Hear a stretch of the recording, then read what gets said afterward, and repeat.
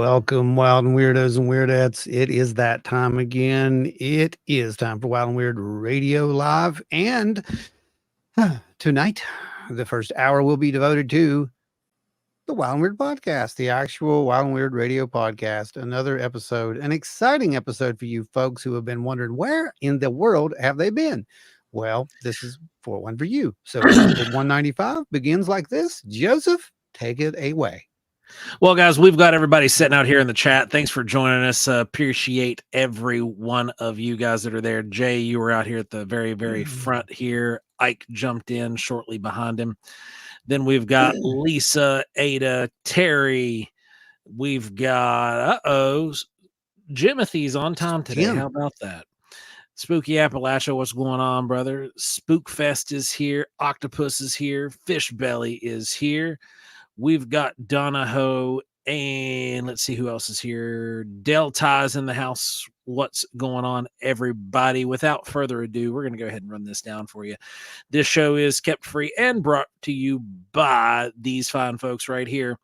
Producers, the executive producers, that is, Adam Good, L.W. Marshall, Teresa of Teresa's Haunted History of the Tri-State, Larry Hose, Ada Cox, Nancy White, Scott Holbrook, Lisa, Finding the Trackway, Tommy Swigger, Pat, Seth Beans LaMille, of course, Small Town Monsters, and let's see, Eyes in the Woods. We've got James Nelson, our amazing super chatters who hang out week in and week out with us. The Deuster himself, Dewey Edwards, Spooky Appalachia, Guitar Chains Craig, Travis Erednick, Jeffrey Steele, Russ Bailey, Chris Coots, Bigfoot Littlefoot, Terry Summerfield. Then we've got Sarah Ramsey, Julie Bug, Donna Ho, Angie Breeden, Jen Clower, Jamie Snell, Ike the Fob Daddy Fobber, Ashley Hilt of On Wednesdays We Talk Weird. Then we've got Lotus Flower, Wendy the Pooh Bear, and Asher's Creation. I think and Spook, the Spirit Brothers Paranormal out there in the UK. Go check them out. That they've got some videos there up of that investigation they went on a couple weeks ago over on their YouTube channel. Go check those out. Great stuff. Yeah, and let's get this thing shared out to everybody out there in Radio Land, because boy, do we have a very interesting show tonight. We have a lot of news to go over. We got a lot of things that are happening. We got everything going on, actually. Adam Good is now in the house. Rob Posey is here. Ashley Hilt's in the house. Scott Holbrook has joined us. Danny Buckner is here. And Ada Cox coming in hot at WoW with a huge, huge gift. Thank you, Ada. You are awesome. We appreciate you very much. And where did this Where are they at? Where?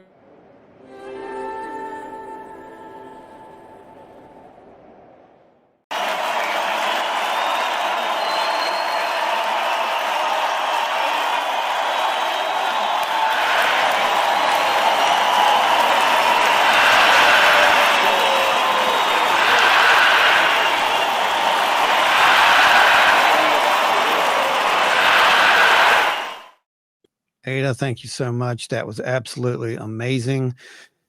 It is through those types of generous donations that this show continues to push boundaries, and it will continue to push boundaries.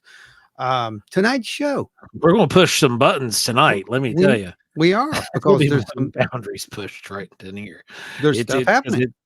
And there's stuff going on right now. This one, we're going to talk about Lou's book, and which is titled Imminent. There's been some weird stuff going on with it here the last couple of days. We're going to address that. We're going to address some of the redonkulous crap that's going on within the UFO community. Right. Your audio dropped, Ron. No, I'm good. Okay, there you are. And we're going to we're going to beat the Squatch out of it. That's what's getting down to. We've come to another one of those shows where the Squatch is about to get beat out of some stuff. And Adam Good still don't have my cult video back. Not yet, bud. Not yet. And it'll be a while. I'll be honest with you. We have a lot to do right now. And, but we'll get on it. There's a few of them I have to make. So, we'll get on it.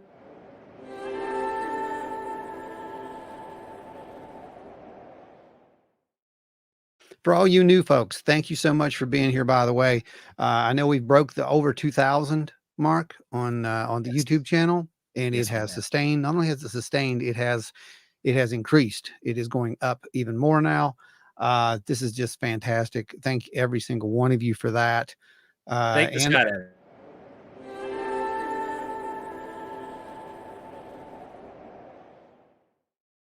And as that reward, the 2,000, we are going to do a drawing tonight. So later in the show tonight, hey, Carly, later in the show tonight, we will be doing a drawing.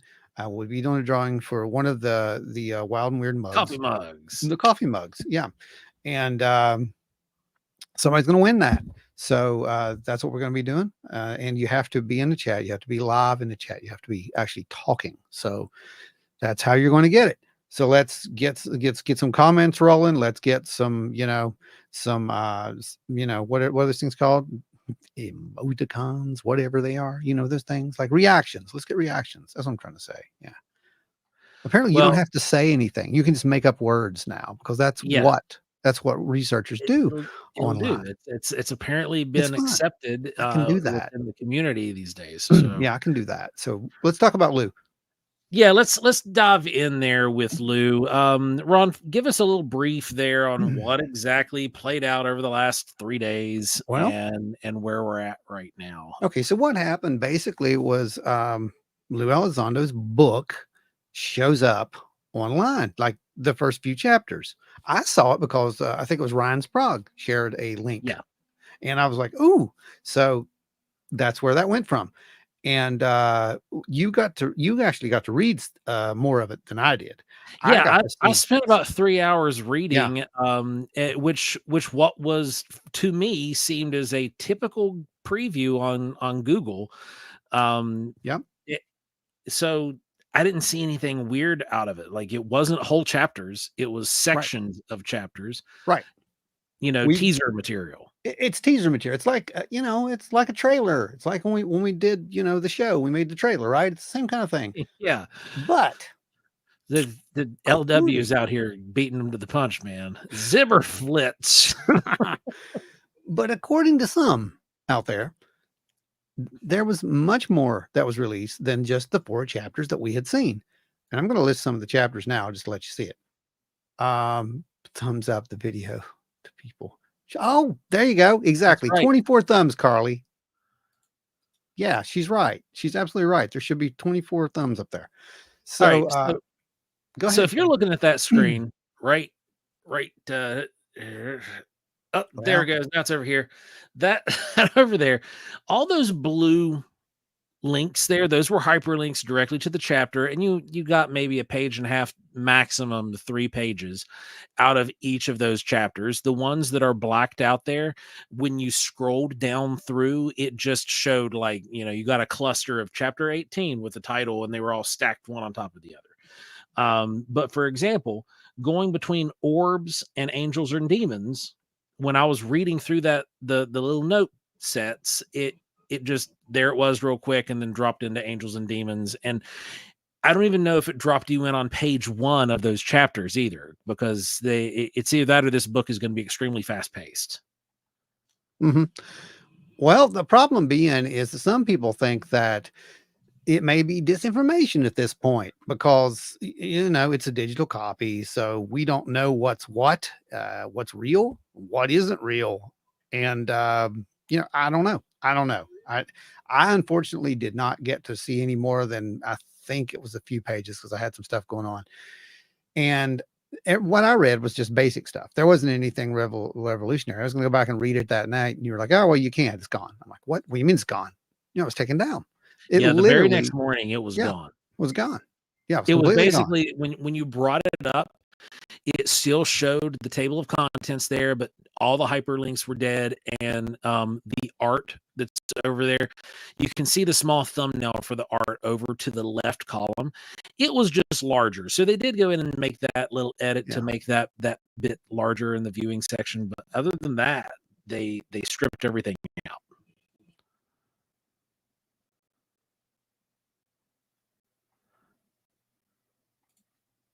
Chris Stewart, hey guys, glad I get to be here again. hate the reason why. Then we've got, hopefully everything's going well for you out there. I hadn't seen any updates from you here recently.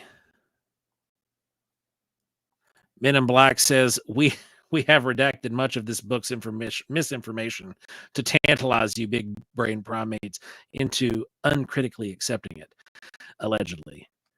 So what do you make of this?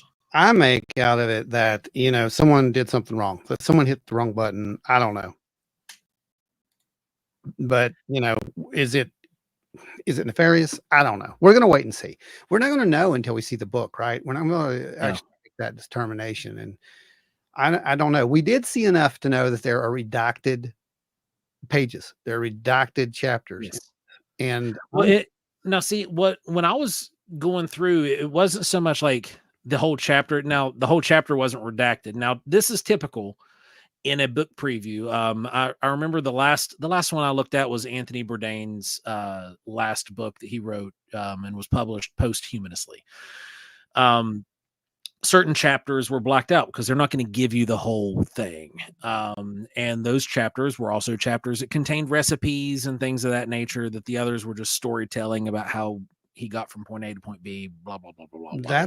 But in this one, there were actual sections. If you read it, there were people there were names. There were names. You knew their places. Yes. Those are gone. And they were blacked out like a federal redaction. Exactly what it was. So I'm curious to see, and so are many others. Will this be in the book? If it is, that's kind of like, getting caught with your hands a little bit in the paint can, right? I mean, yeah. Am I not wrong here? It's just it's possible that could be what happened. Like, it still, I don't know. It feels very PR to me. Yeah, I agree. It's a great publicity stunt. Yeah, and with Lou's background, it would seem to fit. He knows how people are going to respond. He knows how to work and manipulate crowds. Mm-hmm. And I mean, he's good. Let's be real. Calmed along quite a bit. And Angels and Airwaves' first album was completely released on the internet, and you could listen to the entire thing before it was released in physical media. And then it was pulled and scrubbed. Mm-hmm, mm-hmm.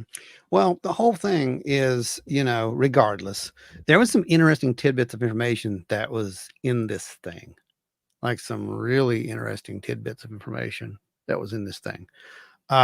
Yes. Yeah. So it looks like just maybe we are going to finally talk about Roswell. Well, if anybody isn't looking at these chapters here, I'm going to blow up the screen a little bit. Yeah, there you go. See if you can get that up there. The first one, chapter 1, right out the gate. Damned if I do, damned if I don't. Then you've got another one that is chapter 4, Secret Within. Right. There's a chapter that he is catching a whole lot of flack on, and that's the Reluctant Warrior. And Ron, how do you feel that he billed himself in Reluctant Warrior? I mean, he's an action hero. That dude's an action hero. There should be a movie made about Luis Elizondo. If this is real, he is better than Rambo. He is like, you've heard of Delta Force. This dude. He's beyond Delta Force. And that chapter alone is one of the chapters that makes me feel like this could have been possibly some sort of smear. But I will say this, Joe.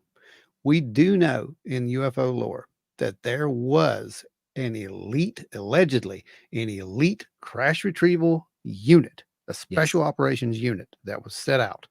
And is that what we're hearing about here? That was part of the Legacy Project. Is that what we're hearing about? It seems like it. It's it felt that was the direction it was going. Then we've got orbs. Mm-hmm, mm-hmm. Yeah. The very first one that I read, I went to it just in case it was late, because these previews, they'd never last forever. Yeah. But I didn't expect it to be less than 24 hours. Angels and Demons, or Angels. Yep. And that chapter, the part that I read out of it, That's a So dude. you got to see it. So yeah, it was the Blue Berets is who I was thinking about. That's what was coming through my head. I Oh, was like, gotcha. yeah, that, and that actually I believe that actually made it into the X-Files.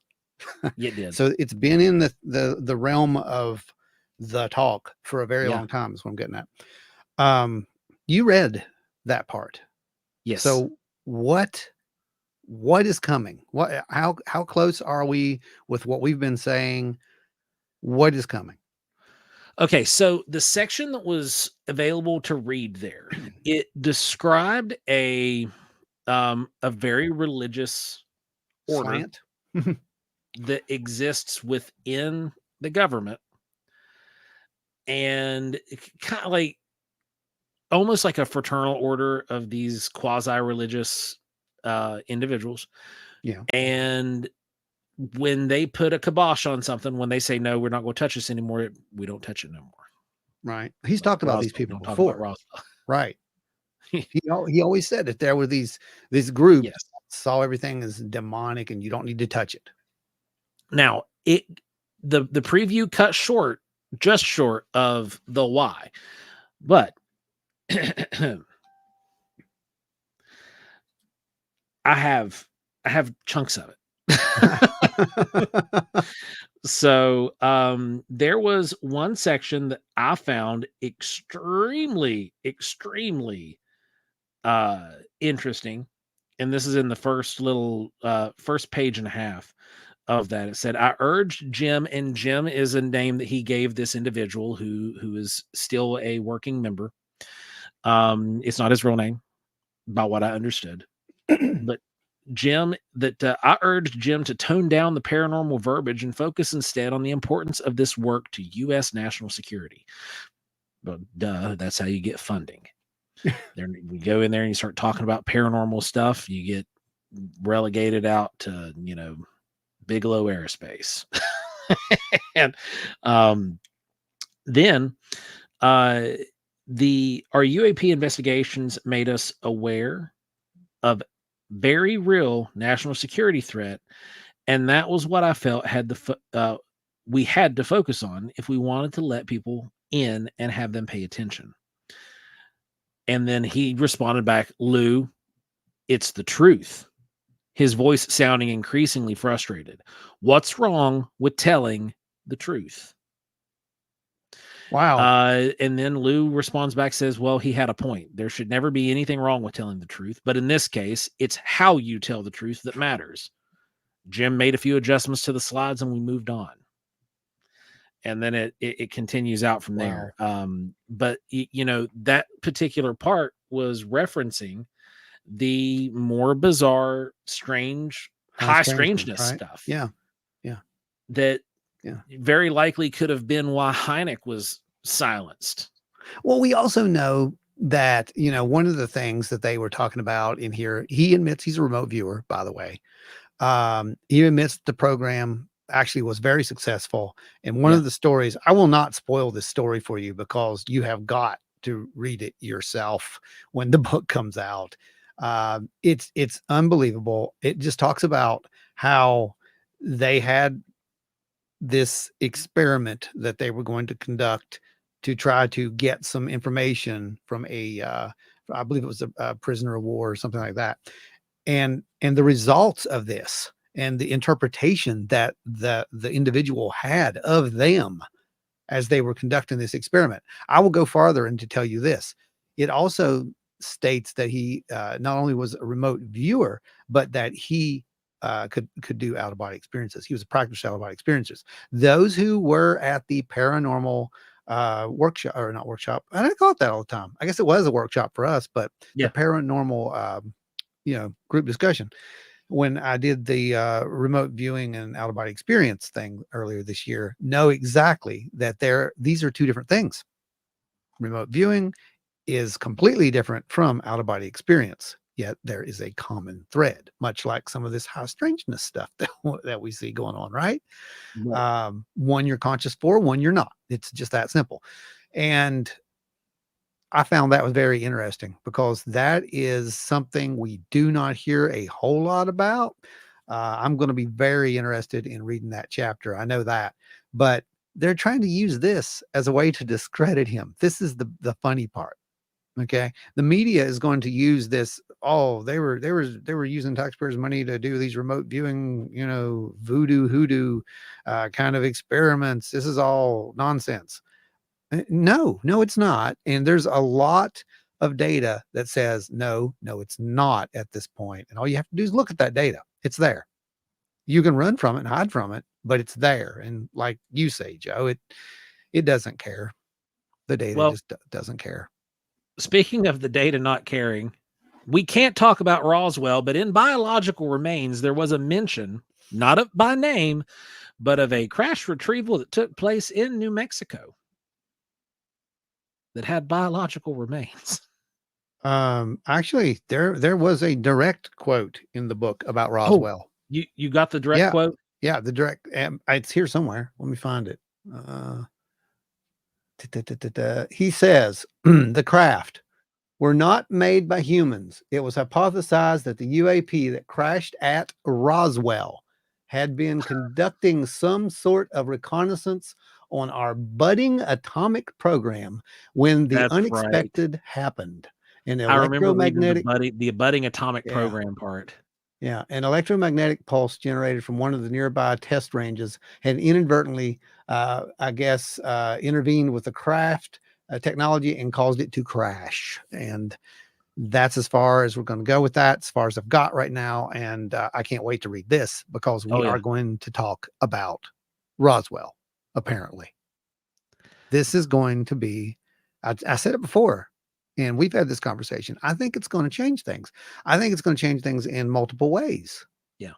And that's what the name of this show is, what you came up with, the coming information wars. And it's also the disinformation wars, because we're going to see both sides. Mm-hmm. Well, the big thing that you threw at me to dig into was about the Dobser situation. Yeah. So what you got on that? So Dobser, for anybody who is not a federal employee, I don't expect you to know what this is, because the Fed likes to just have all these alphabets just thrown about, and everybody's got their own acronym. They love acronyms. The federal government loves acronyms the way the Navy loves their boats. Okay, so they do like boats. Yeah, DOPSR stands for Defense Office of Pre-Publication and Security Review. So what this entails is pre-publication stuff, right? It's all of the it's all of the stuff that you're going to talk about, especially if you are writing this from a position where you either once upon a time had clearance or still have clearance today. Similar to David Grush and how he had to go through DOPSR to get some of this stuff done for his op-ed and blah blah blah blah. Well, the DOPSR for Lou's book took like 9 months. That was the wait time. Jay, I am the Navy. I love boats. These things are not an overnight process to begin with. And that's if you're writing an op-ed. Okay. That is if you're writing like an article, it's going to take a minute. They're going to have to go through, review everything. They're going to have to kick it off, because what DOPSR does, DOPSR will take the information that is pertinent to the program being mentioned, and then they will send that information to the program to have OPSEC, which is operational security, overview all of that data and say what they can and can't release. Now, these redacted sections of the book would imply that he actually wrote all this stuff. Right. and someone said, but again, 9 months, that's for as large of a book as this is like 300 and some pages. It's a fairly good sized book, but I would imagine that beyond the parts that, I was able to read, there's probably a whole lot more stuff that is of the more sensitive nature, so to speak. Mhm, mhm. So this stuff would get bounced back and forth between OPSEC and DOPSR, you know, because, well, okay, DOPSR has now got something on that's a national security issue. We got to bump this off to Homeland. We got to Yeah. bump this off to the national security committees. We got to get all them to sign off and agree. We got to get Joint Chiefs of Staff to write off. Like it's not just like you have to get one person in OPSEC to sign off and clear. You got to get the chain. Right. Makes sense. Yeah. So it was 9 months worth of being bound up in this process to get it done. And it doesn't necessarily mean that any of it is false. You know what I mean? Because there's a lot of Yeah. people who are using this DOPSR thing as like a negative against him. Like it's going to be some, I guess, I don't know. Like it's a badge of authenticity, maybe something. To Well, I that mean, nature. honest to I me, mean, it kind of is. to 100%. To me, this having to go through all those channels, that would be the badge of authenticity, man. Right. But it doesn't mean that. I mean, let's play the disinformation game, Joe. If I want, to go with a particular narrative that's been put forward, and you put it in your book, and I want to keep everybody on that page, I'm going to let that slide. That's what I'm saying. Yeah. It doesn't mean it's true. It means it's true. So it really, I don't know that we're going to get very far with, will this thing be the ultimate truth, of the situation? I don't know, but it's going to be a good read. I know that. But there are people who are actually going out already and starting to just with the little pieces and picking it apart. Like I said, and one of the ones I had found was Green Street, who basically started saying that the Pentagon didn't shut down a UFO program; they shut down a bunch of rogue religious kooks. Okay, these two pictures are also from Demons and Angels. That's yes, the same chapter. yes. And basically, what they're doing is they're asking a question. And according to him, they shouldn't ask those questions. And, if it costs money, we shouldn't ever do it. Well, that's fine. Let's get rid of all of our weapons. Let's get rid of every piece of weaponry we've got in stock because we don't need it. Right. Let's get rid of everything, all of our technology, because, why ask the question? Because we already know it. It's called cognitive bias, and that's what that is. Yeah. We need to follow the data. We do this. Why can't everybody else do this? But we'll get into everybody else in a minute. I'm just saying. Because that's my question, though. You're 100% right. This aggravates me. It's like you're punishing somebody because they asked a question. And yeah, that question costs money. Sometimes they do. I mean, research costs money. It just does. It's no way around it. Unfortunately, it's how it is in the world. You guys are our black budget funders. Yeah. Yeah, the funders. Yeah. We'll have to show them what they purchased of late. Oh yeah. We'll do that show later. them some of that. We'll do that here a in little bit later. Octopus says, "Is a whistle still a whistle if it's only blown the exact way in time that it's told to be blown?" That's good. That's good. It's good. Beth's in the house. How you doing, Beth? Welcome. Yeah, guys, go ahead and chime in if your comments now before we go into the next part of this. Yeah, we want to hear what you're thinking. What do you think? I want to hear all you guys. What do you think? I know Jay read parts of it as well. Did anybody else get a chance to jump in, or do you have any comments about the possibility of what's going on? Like, I'm still gonna read the book. Oh gosh, yeah. Like because literally this thing wasn't, and this is why I don't think it was a leak, man. It didn't give you the meat in any chapter. Like it didn't explain in which is what you'd expect. Did not once say why those religious organizations believed what they believed. It didn't get that far. Yep. Like the last segment literally ended with, "I sensed his annoyance deep in my mind and secretly hoped Woods knew something I didn't. I hoped Woods would reveal to me that the UAP we hunted were actually some sort of secret U.S. technology hidden deep within the black budgets of the defense agency, also known as DARPA." And that's it. And that's where it ended. Yeah, that's called a tease, man. I mean, Yeah. honestly, so I don't know. I'm just, I'm not buying it either way until I see the book, is what I'm getting at here. It's like there's just too many questions. Danny says, MIB, are they the government? Well, it depends on who you talk to. There's a couple of theories on that says yes and no. There's two, right? And that what the Colm Kellner said? He said there was two. Yeah. There's real MIBs, and then there were the others. And he never elaborated on that, by the way. So you, can't talk about MIB. Yeah. Then Jay says, I can't wait to read the whole thing because what they put out was interesting. and I do agree with what you were saying, Jay, yesterday. His was the first like non-UFO researcher comment that I had seen on it. And it was talking about the book and talking about how he did portray himself out to basically be like He-Man.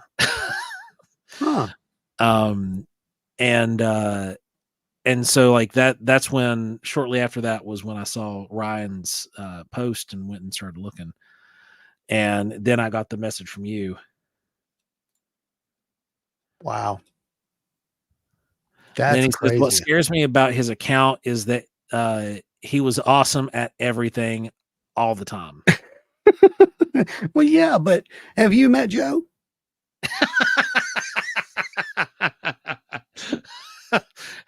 I had to, man. That might be why I'm feeling kind of weird about it, because I'm like, there can't be more of us. I know. That's what I'm the saying. alien.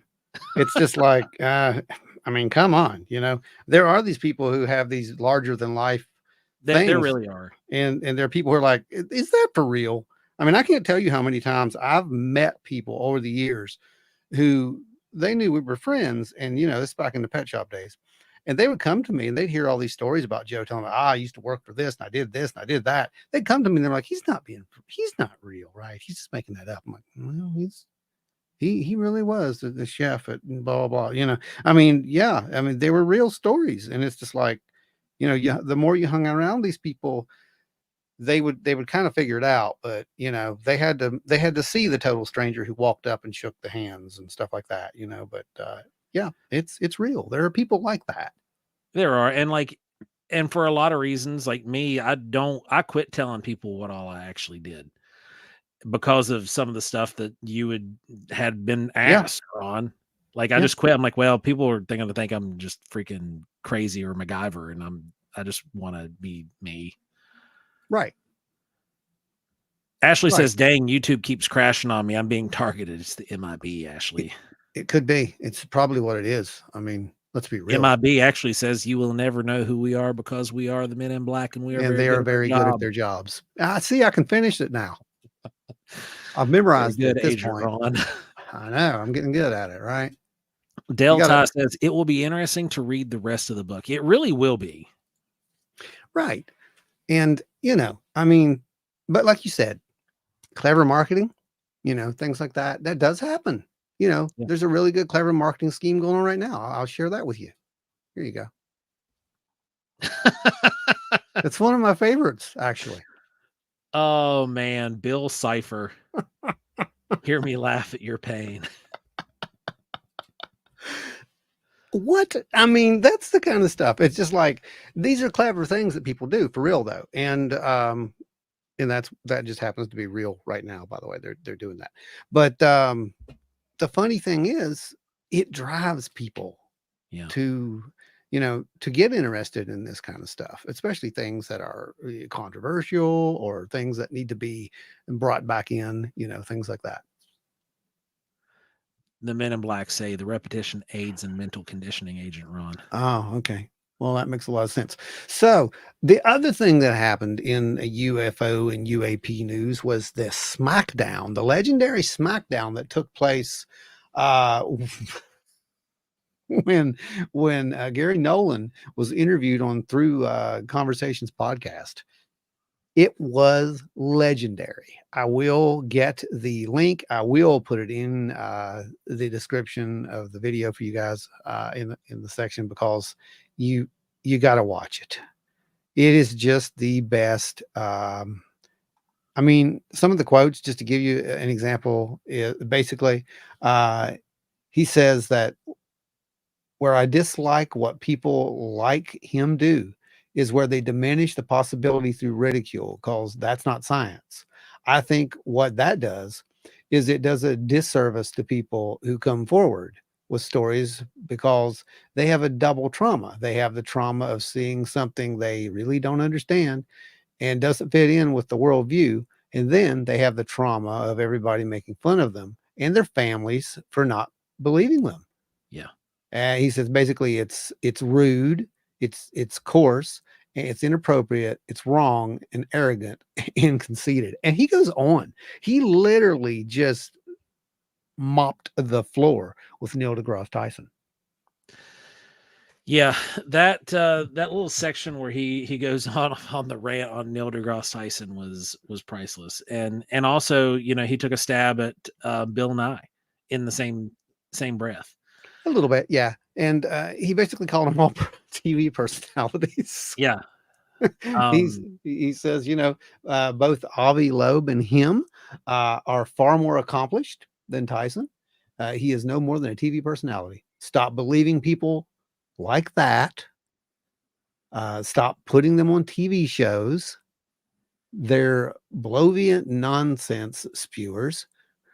You have to categorize this for people so they understand a person like this is not a scientist. They're TV personalities. and that's really what has happened. Honestly, like Bill Nye isn't a scientist to begin with. Like No, credentials no. and all that put together. He played a scientist on TV for a kids show. And then you've got Neil deGrasse Tyson, who does have the credentials. He's done the work, but he is really bad about using his credentials to smash people's credibility away and to blow people off like, oh, I'm smarter than you. Right. And to that, he was also talking about how the media were lazy. The media need to just stop being lazy and use their brains, find other people who can actually talk about this intelligently and actually have a track record. Yeah. Literally what he said. Ashley says Gary Nolan is so underrated, and I've been saying that for years. Yeah, he is. He is. It's accurate.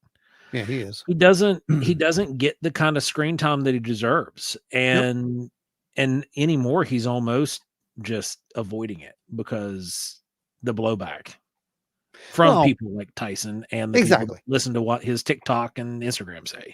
Exactly. And the host there, he offered to actually have them both come on for this, sit down and talk and pass the tea and shake and make up thing. But Nolan's having none of that. I don't really blame him. That would be amazing.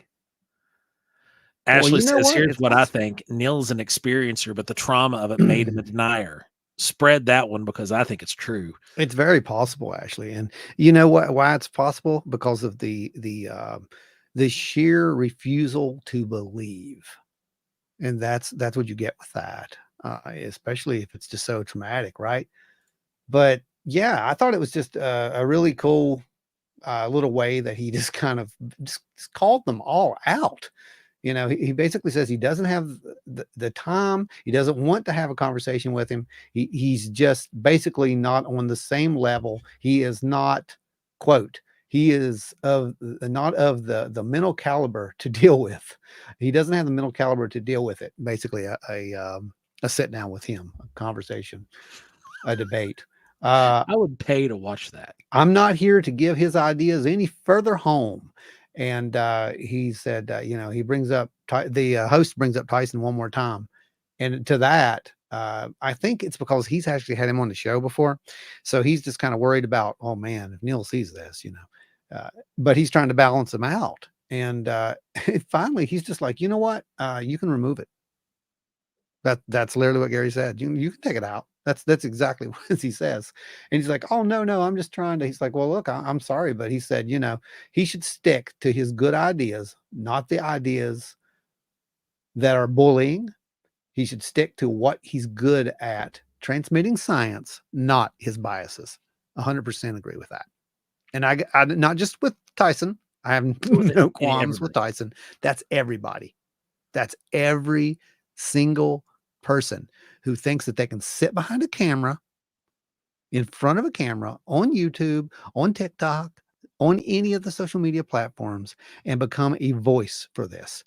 Don't be a biased voice. If you are doing a disservice to what you have a potential to do. And don't be a stupid voice.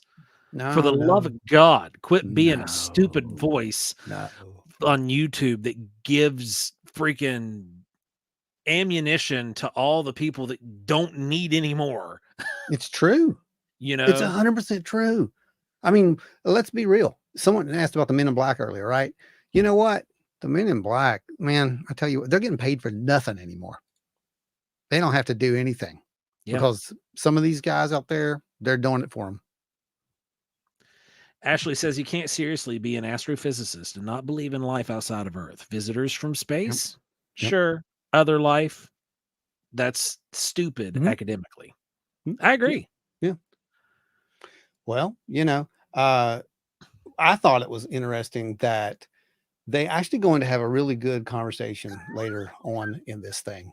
Can't help it. Jay said I can't help it. I'm a stupid voice everywhere I go. No, no, Jay. no. So, he also called out SETI during this thing. And I've been doing that for years. It's like SETI, he literally says what I've been trying to figure out how to say because he's smarter, basically. It's that they're biased. Yeah. They already know the answer. They already know that this isn't possible because this man said that we can't go any faster than this. So therefore, if we ever detect the signal, it's going to be way out there. It's going to be, hundreds of thousands of light years away. If we find life, that's where it's going to be because it could never possibly be here. It just couldn't arrive here.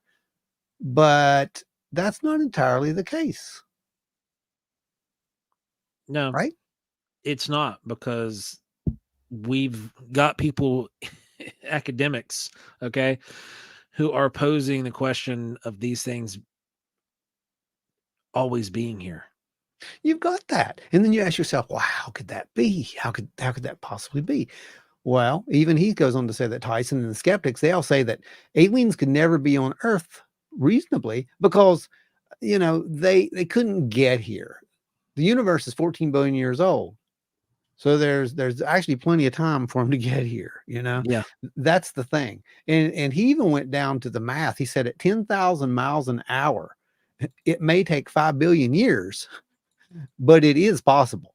And basically he's like, well, look, if we use the von Neumann principle, that's all we need. Yeah. So if you ask him in a physical means that makes sense, yeah, the von Neumann principle works. And basically what that is, they're self-replicating spacecraft, right? Mhm. Now let's go into this a little bit more, my friend. They're self-replicating spacecraft. They were envisioned by John von Neumann. Okay. It was a concept. It's a theory. Humans have theories. It's how it works, but it's not been actually, proven in principle or anything yet. Yet now we stand where we could put this into practice, right? 100%. We have machines. Yes. If you look at modern technology, our current technology, what is the one thing that we are trying our hardest to not do right now? Is to let AI out of the box. And when it gets out of the box, and okay, so it gets out of the box. Let's play a hypothetical game. All right. We got 15 minutes on the audio version of this. Everybody else stay tuned. We're not going anywhere at the end of this. We still got to beat the squash out of some other stuff too. Oh yeah. We got another hour or so to go. So y'all just stay tight. It may end for the audio people, but not for the rest of you. So look, here's the thing. If you have self-replicating robots, AI, these intelligent things, right? They're getting smarter and they're getting smarter and they're getting smarter. It's thousands and thousands of years and generations possibly. Well, who's to say that they didn't at some point decide we want to experience more? So let's build something. And what did they do? they started messing with biology at some point, possibly. I'm just saying, it's a very good possibility Well, that the theory that we were the creation of AI has been around for at least 2 decades, right? Since when I first became aware of it was with The Matrix. right. But You it's know, only been in the science fiction realm for a while. Yeah, absolutely. But no one's ever took right, this seriously. right. They didn't take it seriously until here recently. And then there's people who are looking at when they're coming at it from they come at it from the angle of simulation theory, Mm-hmm. Mm-hmm. and that we were the generated whatever biologics from the AI. Right. That they wanted to experience touch, feel, sensation, things that metal can't do. You're the vessel. This is the vessel. And this falls into metaphysics, doesn't it? This is the Yeah. kind of stuff that we've been talking about for a very long time. This is where the hard questions really originate. And that's why it gets kind of weird and the lines get blurred because we are talking about the same things. We're just using different words. That's the crazy part about this. The crazy part is it could be true. It doesn't mean that I'm saying that we're, some kind of alien machines. I'm just telling you that I can see the principle of this. And in today's technology right now, we could do this in another 1,000 years, something like that, probably. And it might even be faster than that, depending on how Right. quick the AI works. Right. Exactly. Exactly. But it's achievable now. Mothman 46 says Skynet and Cyberdyne. Yeah. Skynet, Cyberdyne, and the Cylons, they all get together. There you go. I mean, science fiction has literally warned us how this is going to play out, and we just keep charging straight on. Spookfest brings up the moon ringing like a bell back Mhm. from 79 when they That's right, yeah. struck it with a rocket. Mhm. That was an interesting one. Yeah, the vibrations. Yeah, the resonance. That's right. Yep. Yeah, that's right. Angie says, of AI intelligence is increasing exponentially, which it is, then we have no reason to believe time travel is not possible for AI. Okay, so that's the other one, Angie. His other theory, which was less probable, was because remember, von Neumann machine, as he puts it, subject one gets into the vehicle, but at the end, obviously generations and generations later, it's not the same person, it's not the same species, possibly. It's something Yeah. that's evolved completely different, right? So the other one is that something is so smart that it learns to bend space and time travel, pods, this TARDIS, for the simplest terms of how this works. Yes, a time Yeah. machine. Yeah. And you know what's funny? We've actually heard those words surrounding the UAP phenomena. I kid you not. Time dilation, things that are not exactly the way they should be, distortions in reality. These things actually are being reported. According to those physics models, those quantum models, that is what we would see if that were the case. So this actually is not science fiction anymore. This becomes a plausible but not probable reality. Fish Who Belly created says, the who AI? created the AI? Exactly, Fish. Exactly. That's the classic question of who came first, chicken or the egg. Yeah. And that does purely apply to just that theory. Yep. If it is future sourced AI or another species version of AI that is so far millennia advanced, we don't know. That it's speculation and It's complete hypothesis. speculation. Relatively new hypothesis that's been coming into the lexicon where people are talking about it and having this conversation. And it's weird. It's really weird because it goes along and it plays right along with all the religion stuff too. You can have your religion and spirituality right alongside of this stuff because it would play by the same rules. Exactly. Spookfest says quantum computer with AI definitely makes me nervous. Yeah. Yeah.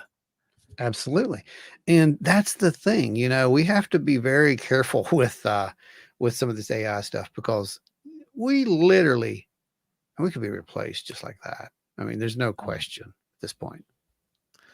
Tony says the blind spot of science is the assumption that nothing cannot be explained by our current understanding of the natural world eventually, and that everything will eventually have a natural answer.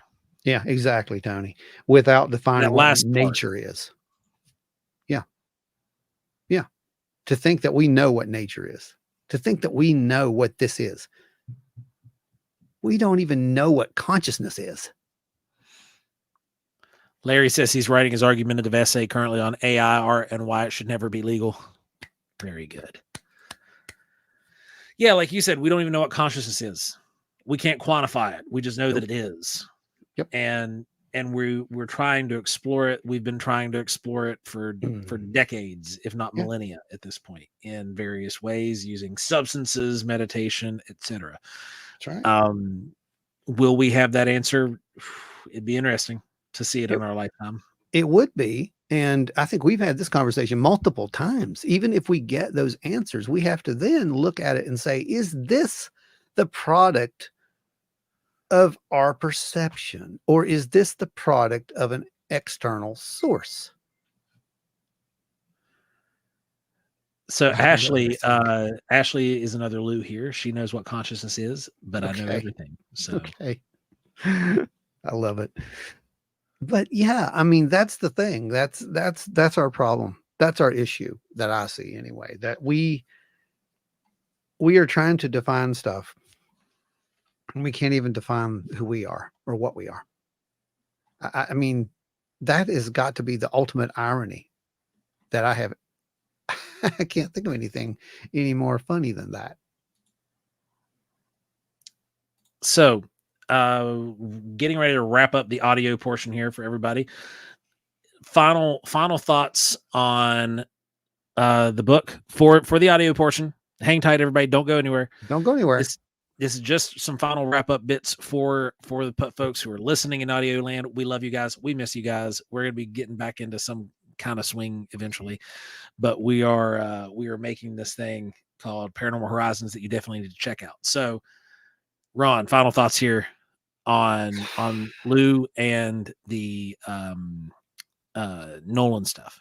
Nolan gets my vote at this point, simply because, you know, it needed to be said. I'm proud of him. I've always loved what Nolan has said. I admire anyone who can sit down and say, look, yeah, okay, I had an experience. I saw a UFO, and you know what? I actually saw these things that came into my room when I was a kid. Deal with it. Doesn't make me any more credible or less credible. And then he went on to say that, you know, that's what made me do what I did. That's what put me where I'm at. He literally said that. So hats off to him. I'm very happy that someone is able to do that in such an academic standing. It's easy for me to do it. I don't have anything really to lose. I don't have a, you know, what are they going to do? You know, you can't take my degree. I don't have one. Okay. But he could lose his degree. He could lose his tenure. He could lose everything. Yeah. And for him to come out and do that, that's just, man, that is brave. That's all I can say about that. So people like him, I seriously can't say thank you enough to those kind of people.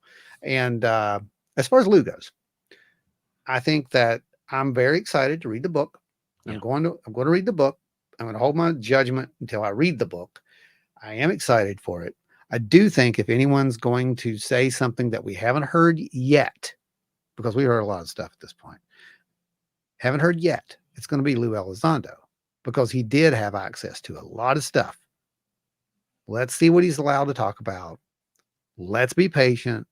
Let's not start, you know, just throwing this out because, oh, the man did remote viewing. So what? I did remote viewing. Deal with it. It's just that simple. It's real. It doesn't matter if you believe it.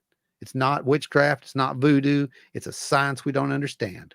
There are government and corporate contracts right now that exist revolving around remote viewing and the use of said remote viewing. There's a lot of money pay very well. There's a lot of money in it. Yeah, exactly. You know, You'd be surprised where a lot of these people are finding their oil, gold, all those deposits, man. You'd be surprised how they find that stuff. Yeah. Associated remote viewing, a lot of it. Remote viewing, dowsers, all the same thing. Yeah. It's the It's all same thing. same in practice. Yep. So what's your take? My take, I'm going to start with Lou. I think that it was a PR thing that went awry. It very likely it did have more than what Lou had originally agreed to. And that probably is one of the reasons why he was kind of calling it a leak prior to after everybody else had already referred to it as such. Then I think with the rest of the book, I'm really excited to read it and check it out. Apparently he's doing, if you have not ordered your own pre-order currently, he's going to be doing a live sale where you'll get autographed copies and all that good stuff. You'll have to go to his website or something for that. I can't remember what that is or where it's at the moment, but then the Nolan thing, kudos to Nolan. I have loved what Nolan has been doing for the last couple of years. It's refreshing to see a real intellectual's take on this topic, as well as his take on people who are in the public eye making comments about the topic and how ignorant they are to the topic. And you know, it wouldn't surprise me if some of these guys are literally disinformationists. Agreed. Like 100%. Like Neil deGrasse Tyson, like he probably on a government payroll somewhere. Don't know. I mean, he has been in the past. He's worked on government projects, so it's not unheard of that Don't know. Still, you know, speculate. They keep your direct deposit for your bank account forever. So I mean, you can speculate on that. I mean, there you go. Good job, Neil. Drop a link. Don't know. But yeah, it's really good having Nolan around. He is. We need more of those. A cherished entity in the UFO community. We definitely need more of that, and less of these goobers over on YouTube just blah, blah, blah, blah, blah, blah, blah, blah, blah, blah, blah, blah, blah, blah, word vomiting all day long, every day about the topic. And for the audio guys, thank you for hanging out with us. We appreciate each and every one of you. Remember to check out Paranormal Horizons over on YouTube. Episode 1 is dropped right now. You can catch episode 2 coming out here in a couple weeks in the month of August. We are going to be doing some filming still periodically from time to time. So if you have had an experience and you would like to join us on the show, give us a shout, wildandweirdwv@gmail.com. Let us know, and we will be in touch and see if there's something that we could arrange either via remote link up or in-person interviews. If you want to continue to support Wild and Weird Radio, head on over to our YouTube channel at Wild and Weird WV on YouTube. Subscribe to the channel, become a loving member of the family here, jump into the chats and have fun with us every week, Thursdays live at 8 p.m. Eastern. You will not regret it. That I can promise you. Also, catch us coming up. We've got some live events that we're going to be at. We've got the next one coming up is the Braxton County Fair in Braxton County, West Virginia. Then a few weeks after that, we have the Flatwoods Monster Convention. And then a couple weeks after that, we have the granddaddy of them all, the Mothman Festival. Everybody come check that one out. It is going to be an absolute ball. After Mothman Festival, we have the Thunder in the Mountains Powwow. You definitely want to come out and check that out in October. It's an absolute ball as well. Then jump over with us into the final rounding out of our year. There's another few shows that tell out the rest of the year, but the end of our public appearances for this year will be at CryptidCon in Lexington, Kentucky in November. Come hang out with us. You guys are absolutely awesome. Thanks for hanging out with us. We appreciate each and every one of you. And remember, if you can swim, there's always potatoes. Stay wild and weird, everybody. You know, I'll never understand what that means. I know, right? That's the best part about it. It makes people scratch their heads. All right. Well, anyway. All right, guys. Welcome to the second half of the program. You stuck around this long, so what's coming up in this end? Let me tell you what's coming up. We're going to be doing a prize drawing at some point here for those folks who are down there. It's commenting away. So you guys just keep commenting away and keep commenting away. Now start posting your questions, start posting your comments. We want to see all that stuff. Let's see some reactions. Larry, this one's for you, brother.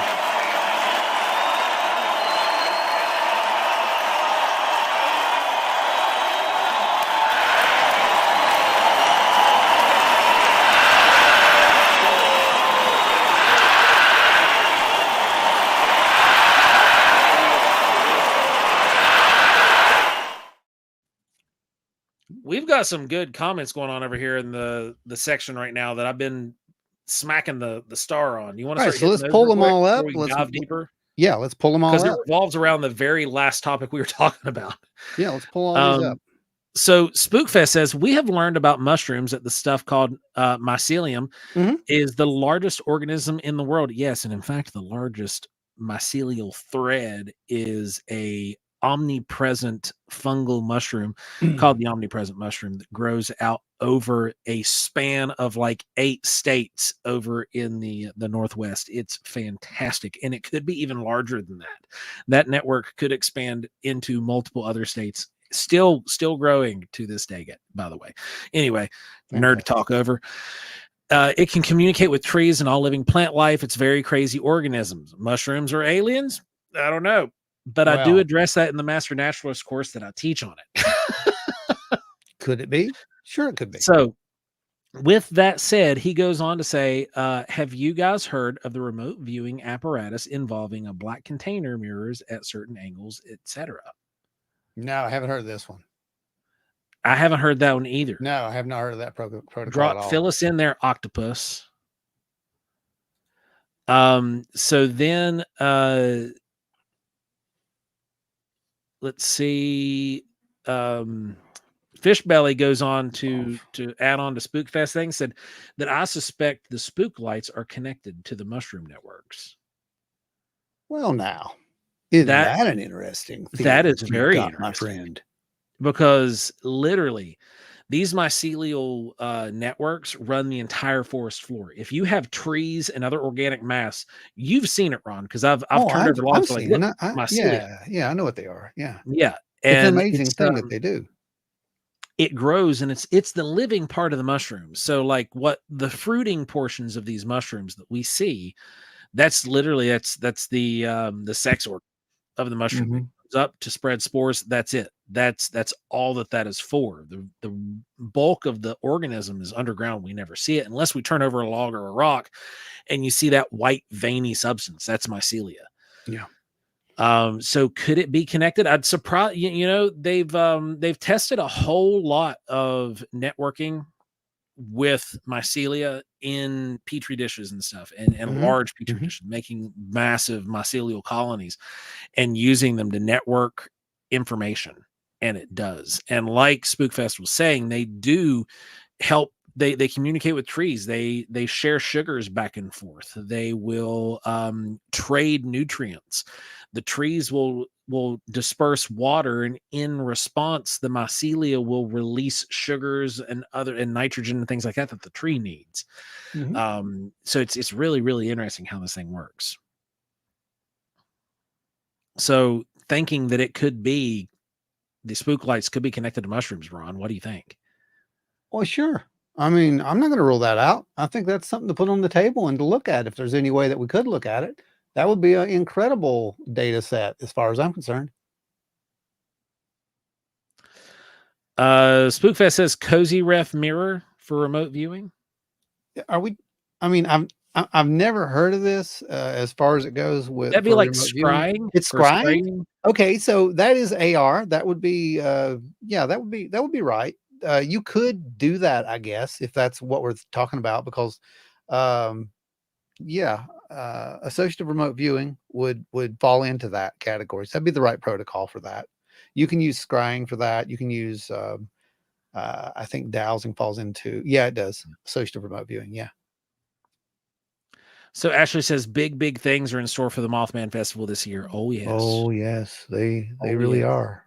Massive. There are crazy things in store for the Mothman Festival this year. Which it's true. Too much. It's the true. Men in Black will show up at the house and shut us up.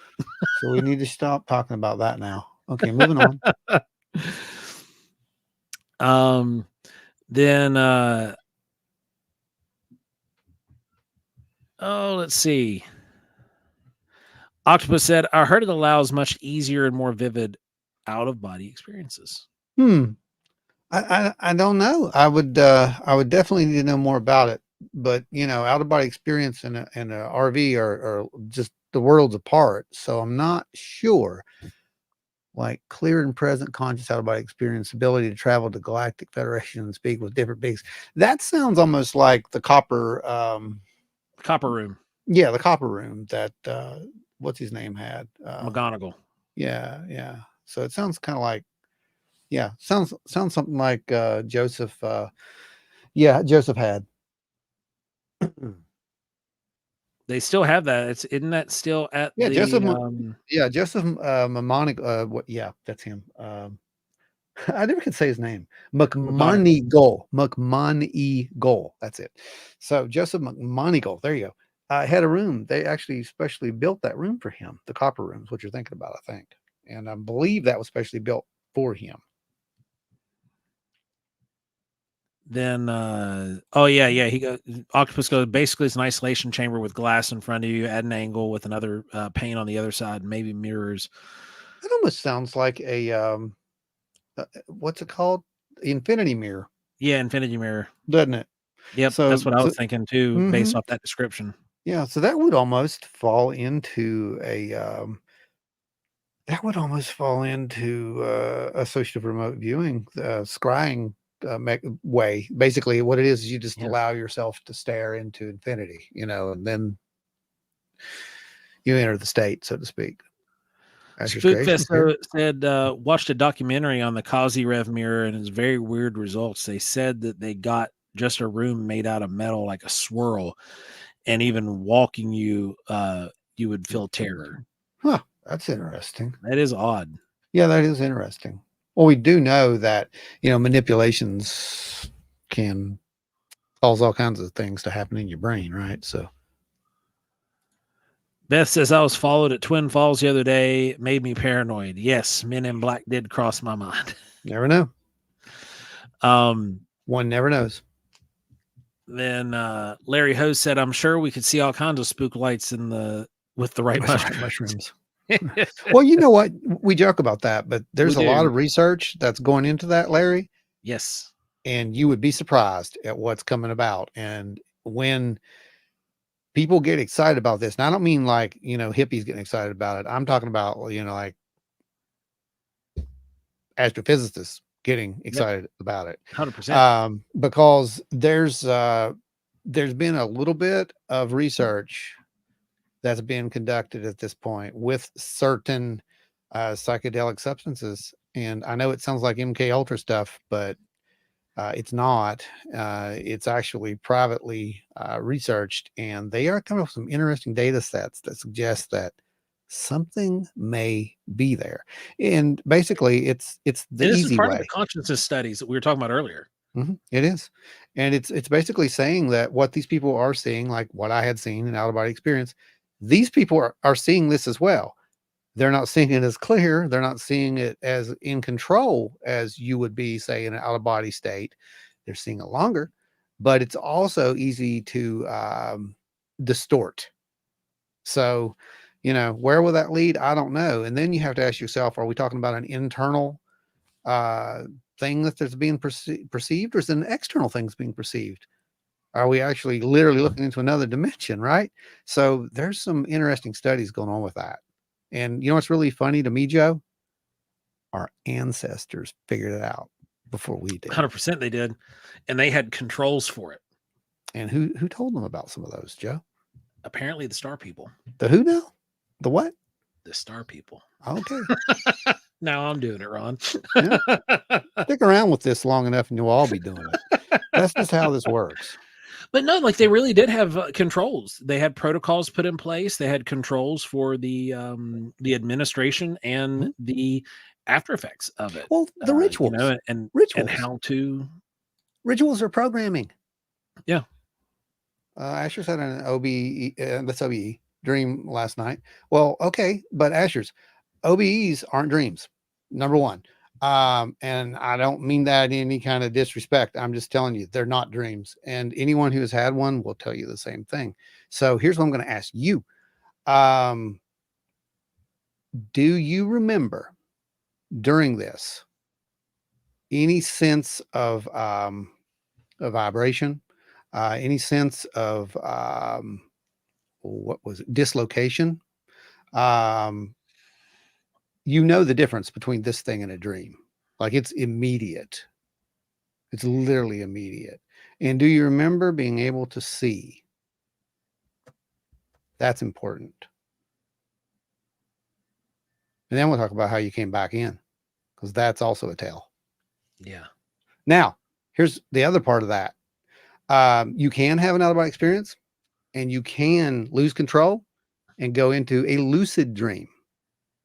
And then it is a dream. So this is why it's so confusing, and it's why it's so hard to actually do these things. Because if you're looking at the brain waves, you can kind of understand it a little bit better, I guess. But to you and me, it's like I'm going to sleep, and all of a sudden I start feeling this shaking, right?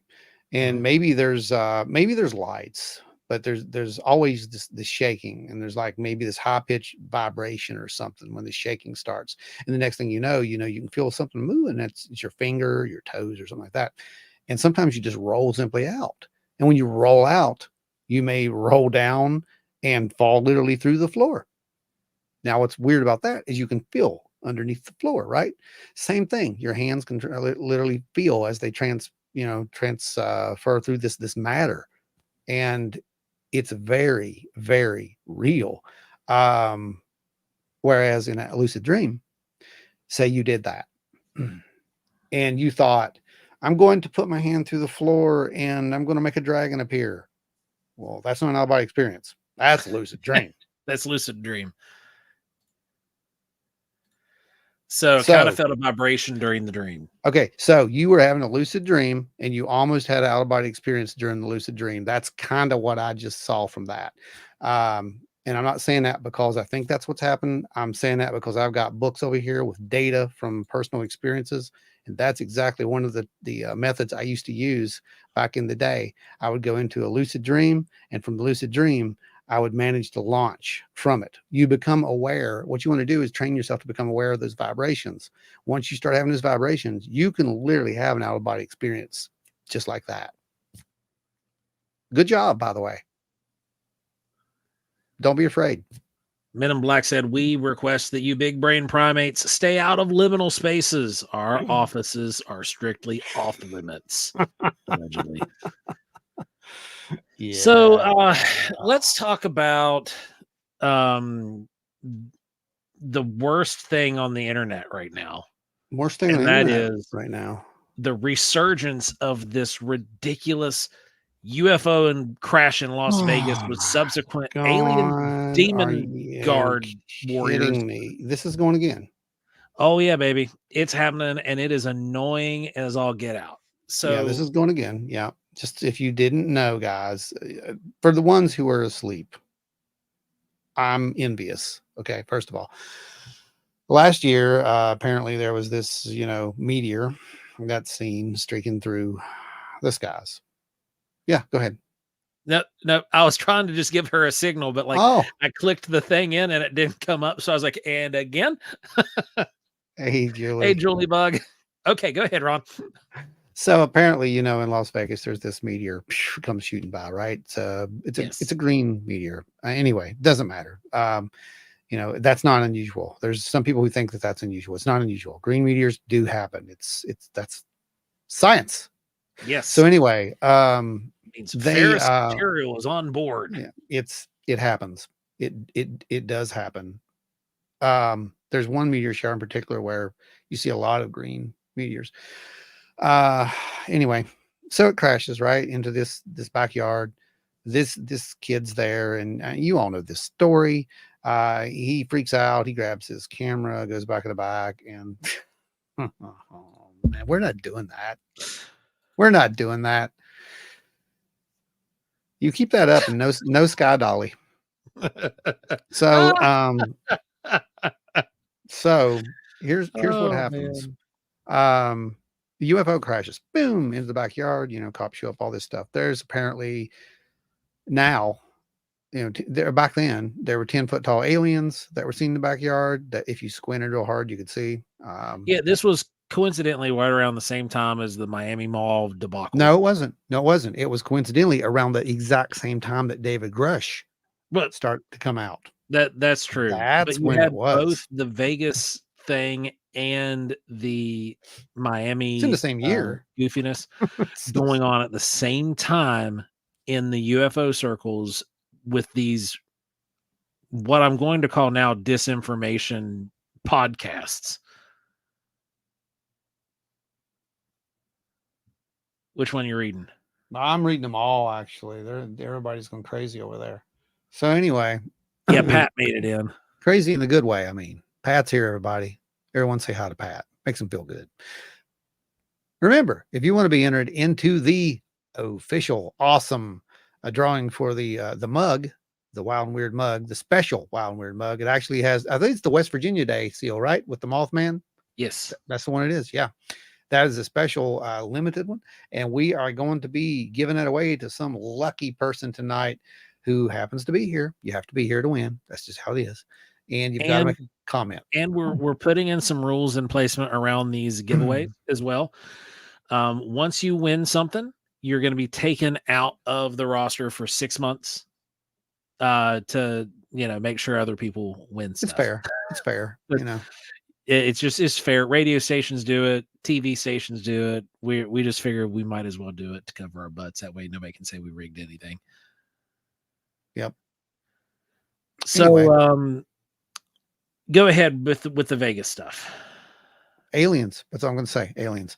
So yeah, it's aliens. And then all of a sudden it's not aliens. This year they're demons. And then now. Well, they were demon warriors. They're demon warriors. Yeah, right. I'm sorry. Yeah. Forgot about the warrior part. But now they're everywhere. Yeah. And they're everywhere. They've gone in and they've got red circles around them. And, so now. And apparently they're everywhere. Apparently, beyond being everywhere, these things, their craft also has a chameleon drive. Well, that's just what I heard. TARDIS. That's what I heard. And it had turned itself into one of the cat machinery that was setting in the yard. Folks, you can't make this up. I mean, this is good stuff. Story, now, this here's story the thing. Continued to evolve this year at a rapid pace. Every time it starts to lose juice, it gets an injection. They're like, oh, but wait, it's like, Billy, what's his name? The guy from OxyClean that's passed away. It's like he suddenly reincarnates in this guy's body and says, but wait, there's more. No, it's true. Suddenly, here we are. So we're not picking on anyone, by the way. This is following the data, and the data is showing a pattern of events. And the pattern is what you just said. When the flame dies, someone fans it. Yeah. Which is why? Why is that happening? That's the question. So what's the data tell us there? Okay, there's one of two things going on, possibly a third, but I'm going to go with one of two just for practicality's sake. One, the witness needs the attention for whatever reason, has a desire and wants for the attention. Okay. Option number two, the people who are running this garbage want the attention. And they're just spreading disinformation just because they know it's good for clicks. Yeah. Because it's just think about it. It's I think it was like an hour and 5-minute show that this one show does every day. And they had the Vegas people back on as well as another guest or two. And of that, they're going to be able to make, 50 shorts. They're going to run those shorts. Easy. They're going to run those shorts on YouTube with the buzz clips. They're going to run the shorts on all the social medias. And it's just going to just call them undocumented entities. You can't make that up. I mean, come on. But the point, what you're trying to get at here is that there are channels out there, multiple social media channels, multiple, not one, multiple. And they feed off of each other. They don't really do the research. They just grab the headlines, the stories. Wait, am I describing mainstream media? Yes, I am, because it's the same model. Anymore, it's the same model. You know, it used to be the news was unbiased. Remember those days Oh yeah, I when remember you got those to hear both days. sides? Then Tom Brokaw died. Well, Tom's wait, Tom's not dead, is he? I thought he died. Is Tom Brokaw dead? Did you just ask the crystal skull if Tom was dead? He didn't answer. What? What are you talking about? You got to find this stuff. See, you're doing it now. You're making up crap that people I are going to could be. quote. I'm looking. You stop that. Oh no, he's still alive. He's I thought 84 years so. old, so he's nearly dead. You're terrible. You're thinking about Walter Cronkite. I'm thinking about Walter Cronkite. That's right. He was the one that's Yep. That's Walter Cronkite. So you're talking Yep. about. That's the way it was. I was thinking Walter Cronkite, not Tom Brokaw. Tom Brokaw's still alive. But while we brought up Tom, or not Tom, sorry, Tom. Good God, if Tom Brokaw dies, Tom Brokaw's still alive. I swear to God, if Tom Brokaw dies, it's going to be your fault. I'm the one that dropped the shoe. Oops. So look, why we brought up Walter is because Walter used to actually, in those days, show both sides of the story. Yeah. There was a very, very controversial conflict that took place in the 60s and 70s. Anybody remember what the name of that was? You remember that? There was also a very popular Nintendo game, NES system, that was partially named. But it would be the Iran-Contra. Is that the conflict you're talking about? No, I'm talking about Vietnam. Oh, that one. Yeah, that one's kind of big. Yeah. You're thinking about Iran-Contra. That's another. I was thinking about Iran-Contra. That was, yeah, that's something else. But that was another one that Tom. But what I'm talking about is just stop invoking Tom Brokaw. Okay, just stop. So what I'm talking about is he would show these clips, right? When they did the news, you'd see both sides of the story, the pro-war and the against the war. It was always showing both sides, i.e., you get to make up your own mind. Here it is. What a concept. But now we don't have that anymore. We have none of that anymore. So that's exactly the model that a lot of these channels are doing. I mean, it's a fact. Look, I know we just hit 2,000 and we probably just lost every one of them because of honesty, but that's the truth. And darn, that's why our channel hasn't exploded in the first few years. Well, it is. You can't be honest and non-sensational. I mean, that's the fact. And we get tons of people that come to the booths and they'll tell us how much they appreciate the fact that we present the data in a way that we're not telling people what to think or what things are. But like, I can't help but sit here and be frustrated when I see channels that have like hundreds of thousands of viewers daily and they're being fed garbage, literal garbage. This is moving too fast. I can't keep up. You guys keep them going. Keep them going. Keep it rolling. Brandon jumped in. He said, "Sorry guys, I've been out with the kids for hours at the library." Don't apologize for that, man. You're doing family stuff. But are you sure you were at the library? Or was it a chameleon-derived alien Centurion ship? Right. Are you sure? Are you sure, Brandon? Because you just don't know anymore. Larry said, perhaps he died on the other timeline. All right, Larry. You're next. Gary says, disinformation is a way of life, whether it's UAP, politics, or sports. 100%. No, you're right, Gary. You're absolutely right. You're 100% right. The thing is, we don't have to play the game. You remember in war games, you know, the only winning move? We're there. Pat said, I'm getting the Mandela effect of Tom Brokaw's death. The answer is just don't play. And now Joe's already started this. This is going to be a thing. I created that effect. Yeah. But at least I've checked it right on the fly. He's going to call the Brokaw effect. The time Joe Brokaw broke it all. I can't believe that. But no, but what you did though, Joe, was something that I have not seen any of the others do. Oh, yeah. Immediately go check. You immediately check. And we do that. Anyone who goes back and looks at our podcast will hear though from time to time.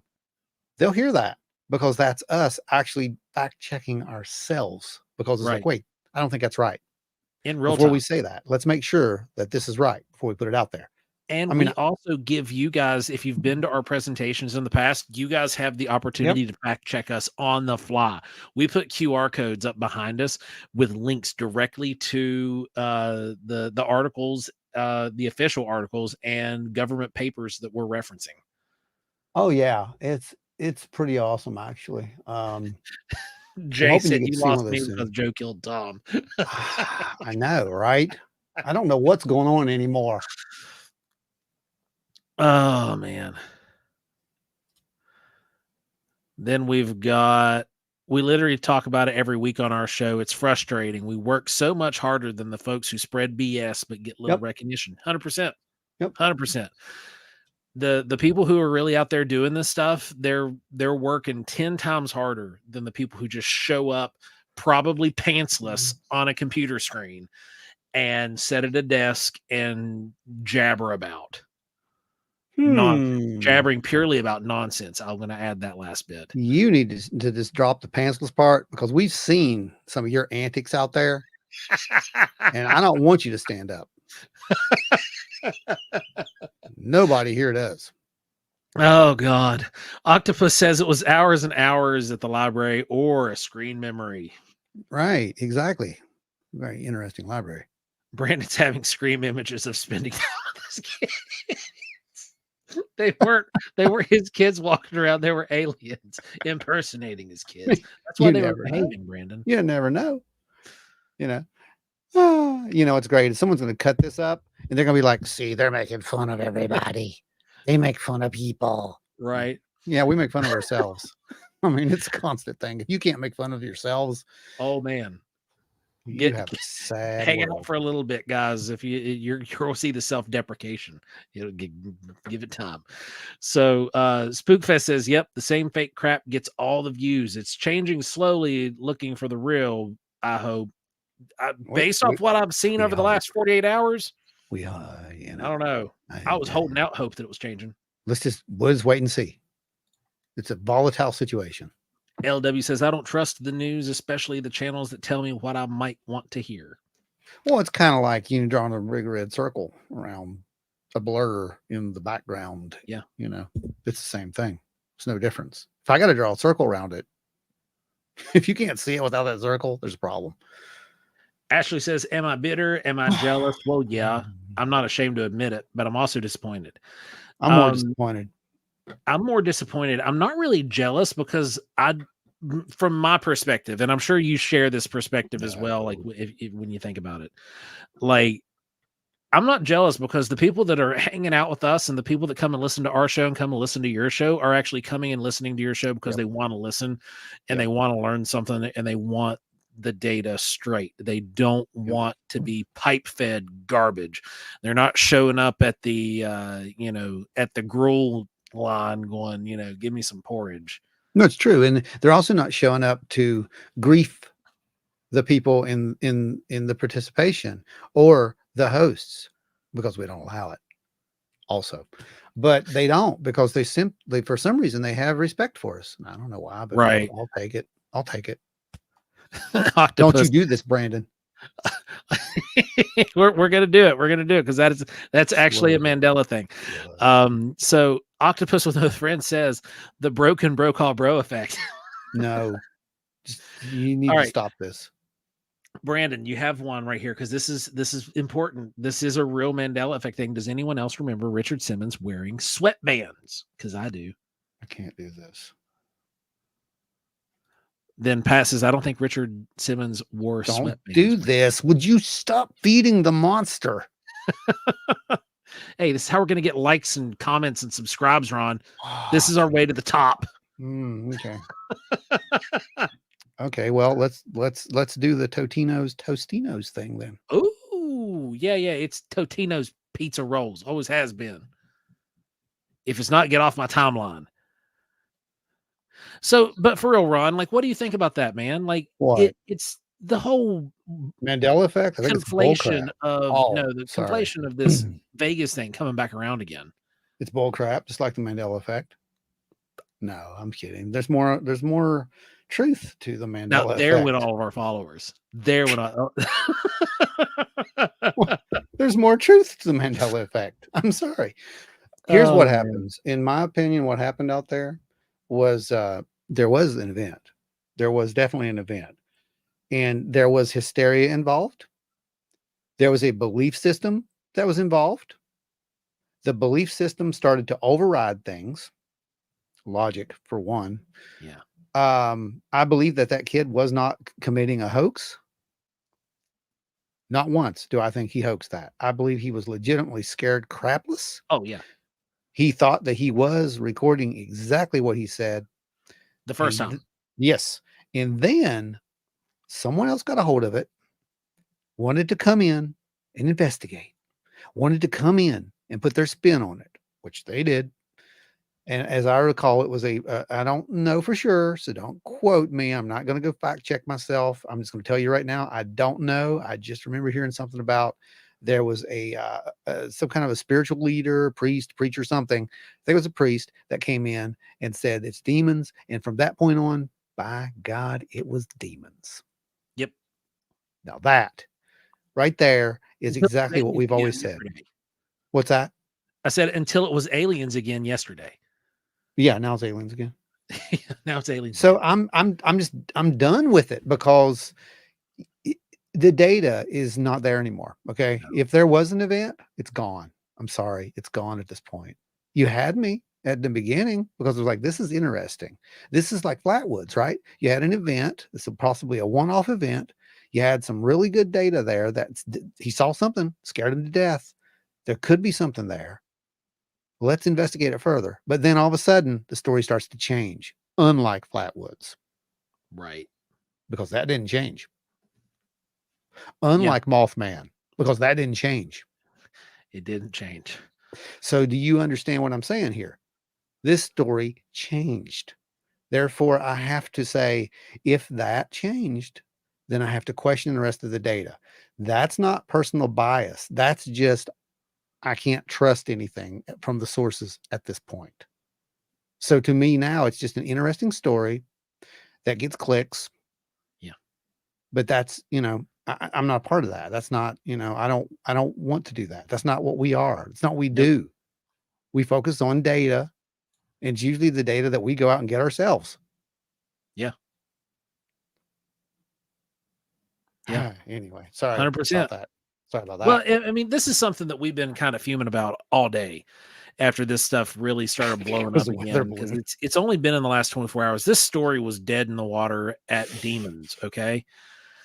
And Yeah, but it's back. That's all we need to talk about. It's back. yeah, And there's multiple sources now that it's back, which means you're going to see it on TikTok. yep, So be prepared for it. It's going to it's be gonna on flood there. it. Yep. All your social medias, all these, the paranormal people on social media are gonna be like, would you believe that an alien showed up in this man's backyard after a meteor crashed? That's No, pretty good. because That's neither would pretty I. that's pretty good, Joe. That's pretty good. But no, I think it's just wrong. And what we're seeing is um well, we're seeing a really bad side of, it's not disclosure. It's disinformation. Call it for what Yeah. it is. It's It's disinformation. disinformation. And you've got these shows that are like big shows It's that are willing or spreading. it's unwilling. It's one of the two. It doesn't matter which one, really. It's just still disinformation. I think honest to God, I think it's just out of an element of greed. You They knew that this story on multiple occasions has brought them tons of viewers and so tons of ad share revenue. so let's do it again, right?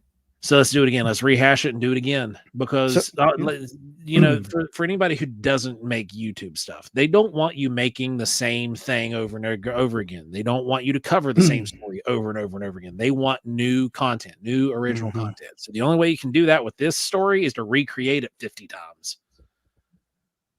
Yeah, it's true. I mean, and again, that adds to me that we need to just look at that data for what that data is and move on from this. Yeah. It's nothing. But you know what's going to happen now? This is, you watch, this is the patterns, this is the data, this is what we do, guys. I want everybody here as a witness to watch this. What's going to happen now is because this has come up.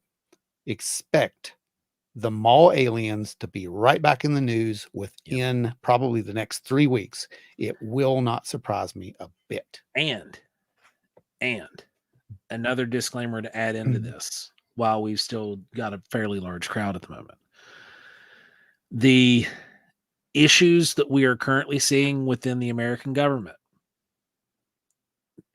doesn't matter what side of the aisle you sit on, doesn't matter where you're at, what you believe, any of that, is going to be used as a way to dampen releases in the coming future. I see that. 100%. 100%. They no longer have to wait till Friday at 6 p.m. to drop these articles. They can drop them midday on a Tuesday with no news. Yep. And keep watching. It's going to get buried. Keep watching. It's going to get interesting. It's going to be really, really hard to keep up with, probably. But because the thing is, I anticipate leading up to and after Lou's release of the book, that there will be documents that are talked about in the book that are then subsequently released after that you will not hear about. Just because the time of year in an election year is. Buried. Especially with what we have going on. Yeah, I agree 100% with that. It is the perfect, absolute perfect smokescreen. No one will pay attention to it. Yeah. Just like when the pandemic happened and the government said, oh, by the way, UFOs, they're real. And nobody cared. Yep. It's true. I mean, and that's literally it, Unless we're dealing with an actual threat, no one is going to care. Right. Ike, what's going on, brother? Ike's here. So everybody, you've heard our rants. Let's hear your rants or your thoughts on that. You don't have to agree with us, by the way. That's another thing that people need to understand about. And that's the thing Gary talked about too in his article. He's talking about peer review and whatnot. He's like, people under this misguided illusion that peer review means everybody has to agree. They don't. They just have to agree to look at the data. Somebody brought up Project Bluebeam. Oh Lord. Fest. Who did it? And so this is what the comments turned to. I believe in our Lord and Savior, Sky Daddy McConaughey. In his name we pray. All right, all right, all right. Ashley. My Lord and Savior. Ashley. Pure. Is wrong with you guys. Oh, you know what this calls for, everybody. You do know it. What this calls for. Here he comes.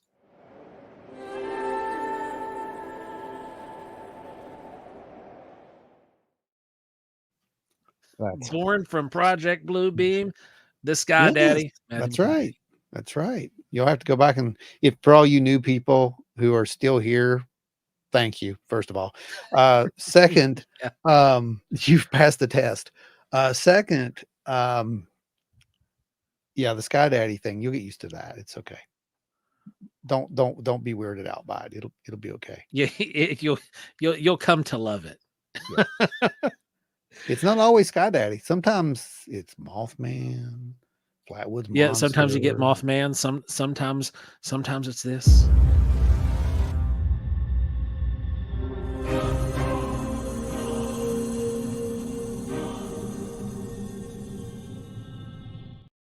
I forgot about the flying jellyfish. It's one of my favorites.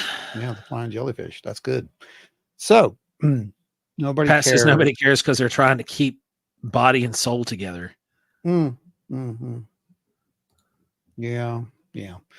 Well, anybody else got any comments out there? I want to hear your thoughts on the whole. Says, I know I've seen a UFO the first time with friends on a beach in Maine. A big orange ball looked like the size of a house. Oh, wow. 100% UFO. Last year, caught one on camera in front of my house. Wow. How close were you to that orange one there, bud? Well, yeah. What's your projected? Because you're saying you were at the beach. So, I mean, should have fairly clear line of sight, I would think, to get a decent estimate. What do you think? Did you have any issues afterward? Yeah. because the reason for that is coming up next. Oh, bless it. It was Tony who said blue beam. Tony, coming after you. But yeah, a lot of people have, have had these sightings, man. And I think that's another thing. A lot of people have had these sightings over the years. They just didn't know they're having sightings. They were looking for flying saucers. Octopus also had a There you go. orange fireball in the sky along the highway in Maine about a dozen years ago. See, that is more common than the quintessential flying saucer. Yeah. So Kelly and I, it was right after we purchased the house we're in. We were driving, actually driving to Ron's. We were on Taze Valley Road, and above the stoplight that I was sitting at, there was a big orange ball that was sitting there in the sky, and it started going up, up, up, up, up, and then it took off into the distance and shrunk down to nothing, like in a blink of an eye. And I called Ron immediately, to fill him in on that one. But yeah, it was a brilliant orange ball. Yep. So Spookfest says, so about 200 feet away, high, close enough to Man. see the reflection off the lake. Man, that was close. So you all right after that, right? There wasn't any issues that you recall? No weird soreness in your eyes. Yeah, skin sensitivity, anything like that. Do you recall back then?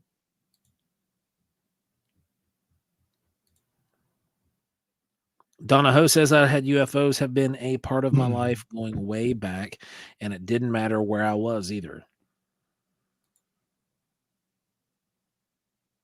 Yeah, we definitely see more tendency with these things to be, the balls of light.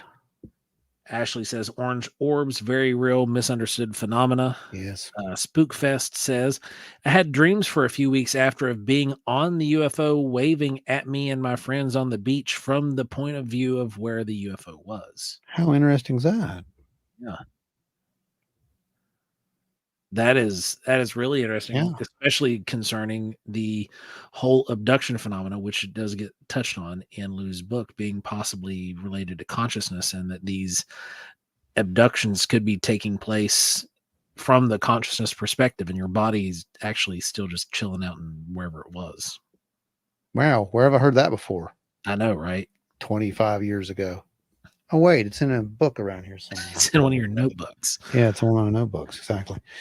So, the great thing is we're just now getting everybody on the same page to talk about these things. So Tony said, serious questions. Do you think Elizondo is referring to the Collins elite? Do you mean, did he name them by exact name? Yes.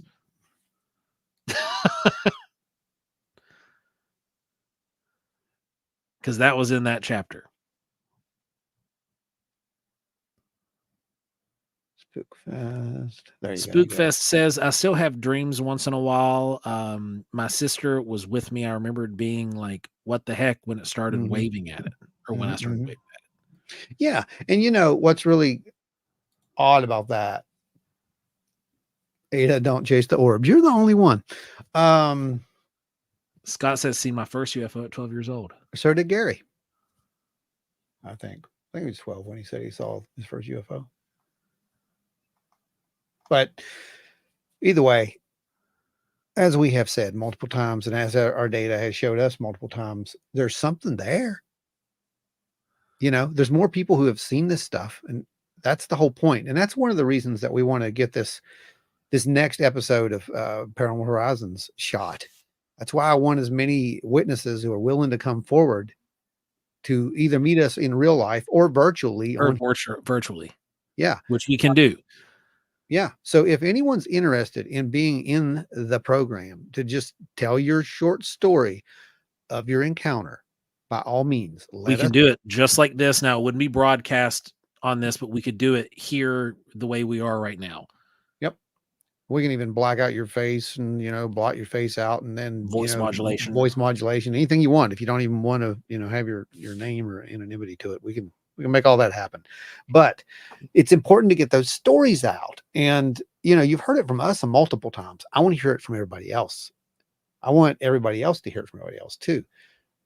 Fortunately we've got several, but we could use as many as we could get. I didn't mention it in the beginning, but I did not mention that organization by name. I just said a religious organization within the government, but because but that is what he called it. So Donna said orange orbs. Once there was a huge, vibrant blue one. Mm-hmm. Yep. Very interesting concerning Kit Green's and Gary Nolan's work. Yep. It really is. Well, we know that these exposures to some of these things have over the years yielded issues, right down to Octopus is down. Huh? Really? Octopus is we'll get with you soon and we will make that happen. Okay. Get a hold of Ron on Facebook. Yes. And then thank you. We'll set up the link and go from there. Thank you. Nikki Bennett said, I saw an amber colored UFO at Summit Lake about 15 years ago. Mm-hmm. Have had several weird experiences at Summit Lake. See, that's good. Yeah, I'd like to hear some of those. Yeah, right. Spookfest said about 7 of us seen it for 2 minutes. About me and my sister and a few friends. I was 16 and knew what it was instantly. Oh, wow.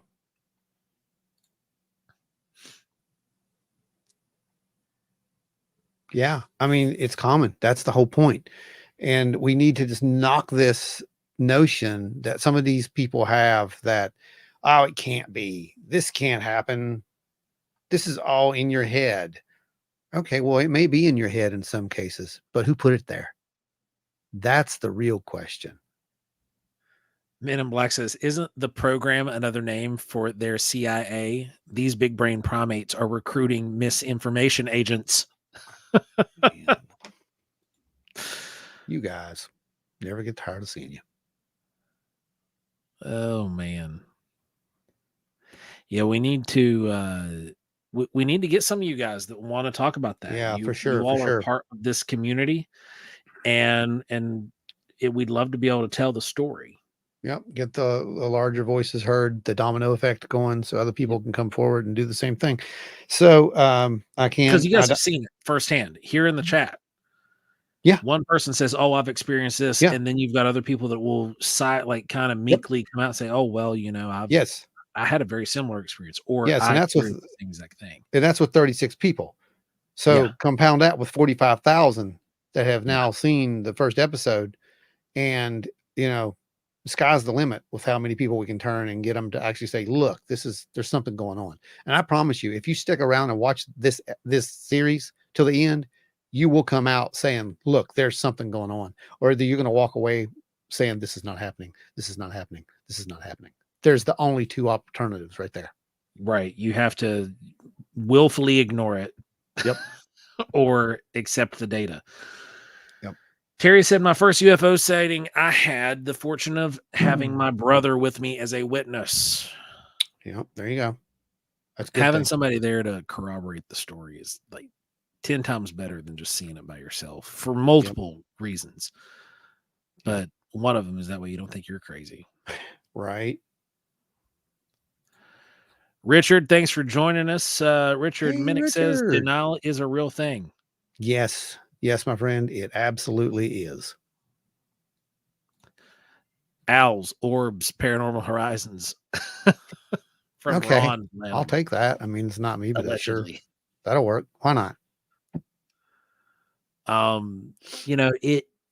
The phenomena is so much more fascinating to me than what we can manage to really talk about.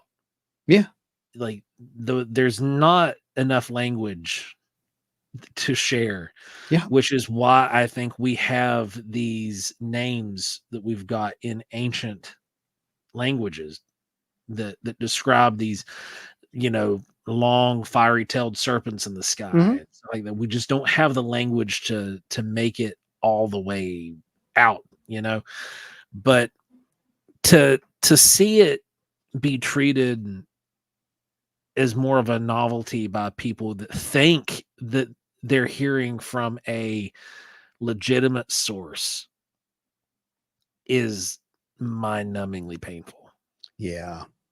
Yeah. And, you know, And I've only been a part of the UFO community since we started Wild and Weird West Virginia. Like, I've always been fascinated with UFOs and aliens since the X-Files came about. I loved it, ate up with it. The first one of the first Christmas gifts I ever bought Ron was the gray alien Funko from X-Files. I wish I hadn't opened that.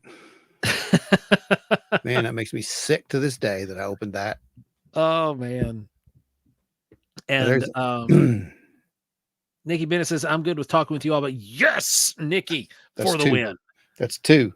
It's happening. It's happening, as Giorgio once said. It's happening. So let's keep it happening. Yes. Let's keep that ball rolling. Richard said, I'd much rather hear from normal folks than any government that I've never trusted. Well, there you go. Exactly. And that's what we're there. Yeah, that's exactly what we're trying to do. Give that platform to where that can happen, because everybody's having these experiences. They're having these encounters. We need to talk about them. We need to get out there and actually talk about these things. You don't have to talk about it all, but at least, look, yeah, I was this year old. I saw this light in the sky. Okay, awesome. I'll add that. That's all we need. We don't need the full story unless you want to share it. We'll put whatever you want, but I'm just saying, just every little bit helps. And this is interesting to me. Scott said, my UFO experience when I was 12 was hovering over an old, overgrown 1800s smallpox cemetery. Holy crap. Those places are eerie. Anyway, then it flew slowly over top of the house at no more than 200 feet above us. Wow. Okay, Scott, at the time, what did you consider that to be? Yes, Tony. 100%. Yes, Tony. I think we'll see more disinfo agents over the next few months. The old print this lie and we'll give you the real scoop deal. Yeah, you're absolutely right. 100%. And I would not be shocked if you 1000%. see some people who used to be trusted names and faces that take a payout or it's possible. Some equivalent thereof. Yeah, it's going to get the lines are about to get really blurred. This feels just like an X-Files episode. I mean, it's getting that weird. Yeah. Richard says, experiencers are the disclosure. I've listened to enough of them that and NDE, so many parallels to these things. Right there. Yes, 100%, Richard. You're right on. As far as it goes, there is some form of energy. There's some form of intelligence, be it non-human or be it whatever we really are. There's something going on that we can't quite put our fingers on. And yeah, it does seem to be related to some of these things. We can't say it's 100%, but there's some form of thread that's there that seems to be connecting some of these things. Spookfest, if you can pull that off, that would be awesome. What is it? Oh, I had my sister come on a live chat and talk about the sighting. If I could ask the other people's numbers and have all the witnesses come talk, that'd be really stinking cool. That'd be amazing. Terry said, my brother will occasionally ask me, you remember that time? I think he still has trouble believing it. Yeah. A lot of people do. Those exact words. To what Richard said, denial is a real thing. Yes, those exact words. Yeah. Because, that's, what you just said. That's exactly what I said to my mom. Hey, do you remember that time? And when we pulled off the road and blah, blah, going to church. Oh, it didn't happen at church. And boom, there it was. That's the whole point. You do remember, and you just want that validation. And once you get the validation, sometimes it's a lot more than you bargained for, but then you adjust. Seth said, if you encounter a Men in Black agent, they are strangely fascinated with your pins that click. They really are. Mine don't click. I took the clicker out. See, I'm on to you. You will not click. Maybe this Ron's pin. just a Men in Black and he had to figure out a way to unbreak himself. You cannot click that pin. Scott says, nothing other than a UFO. It flew so low and quiet that it was huge. It couldn't be any technology we had in the late 70s. Multiple other people saw it and followed it in vehicles. That reminds me of the Withville stuff, doesn't it? Wow. Yeah. How they would follow some of those triangle crafts and stuff. Yeah. Yeah. That's right. Yeah. It's one thing to read about these stories, guys. Okay. It's one thing to hear someone on another podcast reading these stories and talking about them. Yeah. It's another thing when you go out there on the road and you meet these witnesses face to face. And some of them have never said anything ever to anyone. And they start opening up to you. And they say things like, I've never told anyone this before, but Yeah. this is what happened to me. Because they can relate, because you just told them something. Now they share. And it's almost like it's a weird connection. We saw it at OBC. Yeah. You know, with the one kid. Oh my God, that was amazing, that connection. And oh yeah, the kid that came over and talked to you because of the hat. yeah. Yeah. And that was it. Because all the other podcasters, he said it himself, not my words, his words. They just wanted his story. Yeah. They just wanted his story. I didn't want his story. We never told his story, by the way. His story was fascinating. And the only way that, you know, I would have him tell his story because it's that Yeah. amazing. But it was a personal thing. He shared it with us, and it went no further than that. And that blew his mind. So, you know, that's the kind of stuff that happens out there on the road. These are the stories that we can't tell. But now we need to tell some of these stories. We need, you know, folks to be brave and come forward, I guess. You know, we need our own whistleblowers, right, Joe? Yeah, essentially. Rob said, my first sighting in 1997 and didn't see another for 20 years later in 2017. I've seen multiple since. Mm-hmm. Yeah, there's an escalation. Why do they click? I know, right? It's weird. It's just like, I can't figure it out. Oh. Richard says energy exchange. Yeah. Scott Holbrook, we were having brownouts around the same time, and people were saying that they were seeing UFOs over substations and power lines. It happens a lot. Very That happens common. a whole lot. And Stan Gordon has a bunch of reports that deal with that exact phenomena right there. So yeah, that's a common thing. It goes back even farther than that. I mean, yeah, these happen. Richard says, I'm still waiting to see Oh my dear first. God. Going to another CE5 this weekend. Be careful. Sorry about that. Yeah, it's CE5s can Just be careful. interesting. It all depends on who and how and why.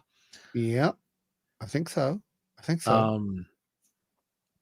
But then the what comes into play. The what? The what? That's good. I like that. Yeah, the what? More like what the? Yeah, it's true. And you know, we've seen it all now. We've seen it multiple times now. And the data don't lie. There's something there. Now, what that is, I don't know. But if it occurs more than chance, we have an issue. Yeah. And it has occurred more than chance. It has not only occurred more than chance, it has occurred more than chance now and been caught on video. It has been caught with multiple witnesses observing it. Yeah. There's something there. So that's the real thing. And let's focus on that real data rather than this, you know, rehashing of what are going to become urban legends.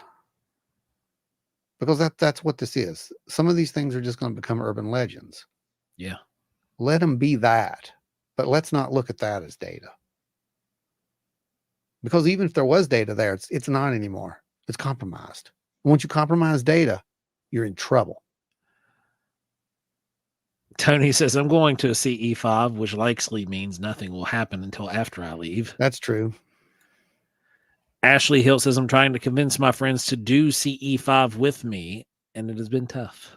Well, there's a reason for that. I know you got a little bit of time. I'll go ahead and say it. CE5 stuff. It can be what's the word? It can be shocking. Yeah. I'll be in Tulsa, Oklahoma. Ooh. A lot of open sky there. It can be very what was the Lou used to use the word sombering. That's it. Yeah, Yeah. it really can. It can really just make you're not going to have an experience like that any other way. I know there are people who are like, oh yeah, I could do this and no, you can't. This is not what that's about. This is almost a spiritual level thing. Okay. And honestly, there's really very little difference when you truly pull this off. The problem comes with what, like Joe said. That's where the problem comes because we've also seen the data at this point, guys. And I'm not going to run the Lou Elizondo threat thing here, but I am going to tell you this. There are definitely two very, very different sides to this coin. Yeah. And some of those, the one side, sure, it's okay. It's good. If that's who you run into, have fun. If it's not, it can go bad. And even if it's not that side, you can still it can mess with your head. There are things that can happen. You're not meant to know some of this stuff, I don't think. So we have to be very careful on the doors that we knock on. I'm speaking from experience on this, by the way. I'm not reading out of books or I learned the lesson the hard way. If you knock on the door, you be danged prepared for what might answer on the other side of that door, because it'll wake you up. You don't know what door you're knocking on. No, you don't, and it's not a game. No. That's the This is a thing. very dangerous game of ding dong ditch. Yeah, yeah, it really is. And you never know who's going to open the door. But the only difference with me was I was doing it to validate something. I was doing it because I'd already had these experiences, and I had to see, I had to know. And I'm glad I did it. I'll be honest with you. I'm not going to lie to you. I'm not going to say, I wish I hadn't did that. Yeah, I'm glad I did it because look where we are. Yeah. For all I know, that's the reason. I don't know how this works. Okay. It's just bigger than what we've been told. It's bigger than little green men in metal flying saucers. Spookfest says, do you like the theory that Bigfoot is a leftover subhuman from the distant past? If you are a student of anthropology, it wouldn't necessarily be subhuman. It's just human. Human, right? Yep. It's the untouched human. Yeah. Raw. The Australopithecines were just, they're on the hominid family tree, if that's the branch you want to run down, but there's a whole other bunch of possibilities that could have happened in the distant past. Terry says, I've had the opportunity to catch 3 different things on video. Can't really say what they were, but they were something different. Right? Jen says, with some things, we shouldn't poke the bear. Yeah, you're right, because the bear will poke back. Terry, the one thing there that we can agree on. You said that, where's it at? I'm gonna pull it back up for a second. There it is. 3 things on video. Can't really say what they were, but they were something different. That last part right there. They were something different. And I'll say this also. As far as I'm concerned, you're not going to see anything unless it wants you to see it. Yeah. That's it sounds weird, I know, but Joe was one of the biggest skeptics of this whole thing when we first, went out there in the field, and you follow the data. You don't have to like it, but you follow it, and you'd be surprised where that data will lead you. Yeah. It's not something to play with. You just have to be honest with yourself and the data. Yeah. You can't ignore it. You have to be intellectually honest with yourself. Adam said, the door I knock on in my home's door, family opens it. There are a lot of people who have who can say that same thing, and then there are a lot of people who blindly knock. And oh boy. Yeah, it's true. It's true. What answers your knock? Must it necessarily be sane? Then Ashley said, see, you just make me want to do it more. I'm ready, but I don't want to do it alone. Yeah. It's finding someone else who's also ready for it. That's the problem. I'd rather you not do it alone. I'll be honest. Because I know you.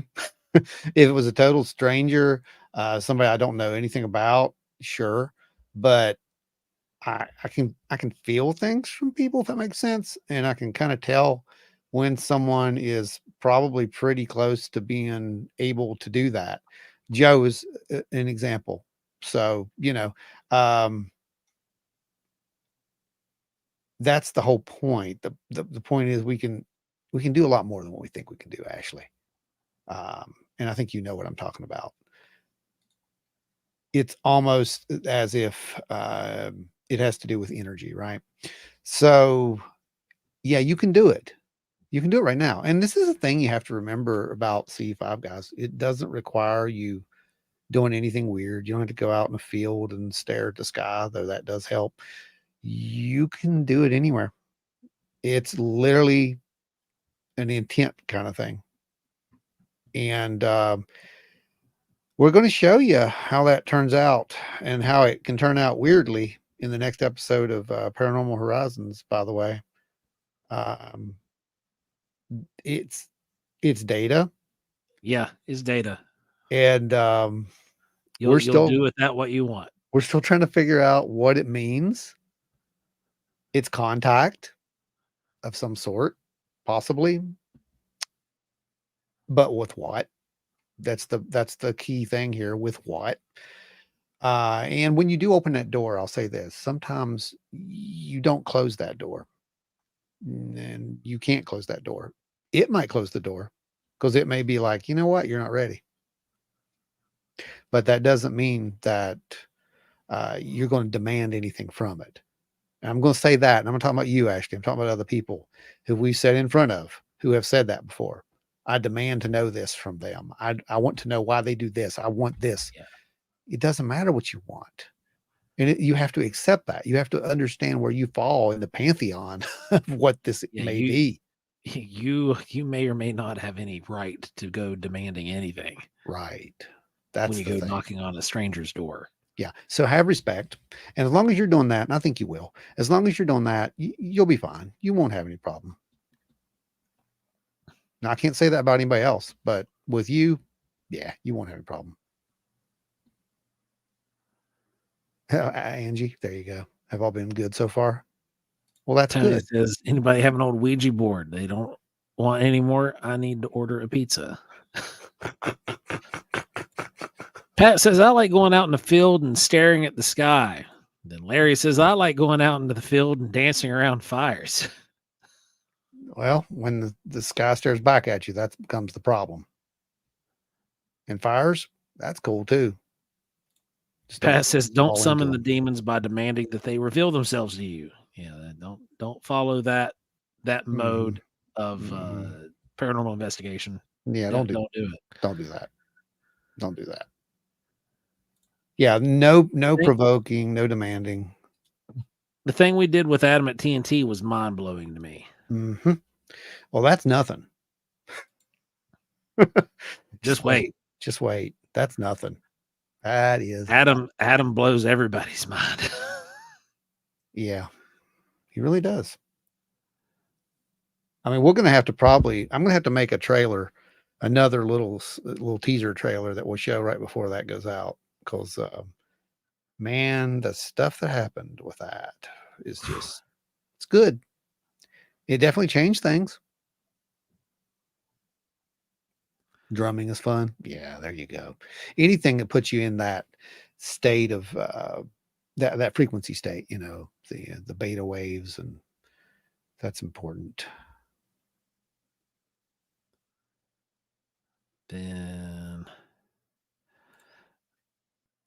Pat said, "I'm sorry, I messed what Adam did at the TNT area. It was really interesting. It was, we were conducting a experiment and measuring it using various instrumentation, yielding positive results."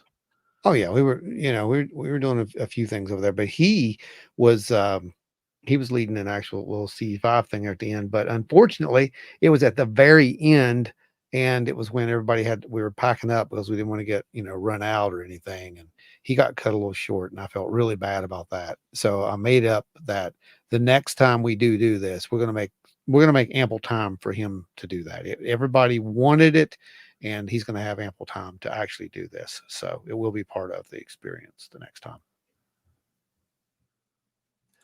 Angie says Adam is a great teacher. Oh yeah. Yeah. I mean, why I decided to do this, to have him come in and do this, was because we were, at the paranormal, talk thing there we did. He led a meditation, and the meditation was so awesome. It's just like, this is perfect. He can do what he says he can do. And then we actually invested in some technology that proves, yeah, he can do what he says he can do. Yeah. And yeah, it's some good stuff. Scott said, Joe, I sent you the picture in the cemetery where I asked this thing to show itself in its true form. Remember that pic? Yes, I do.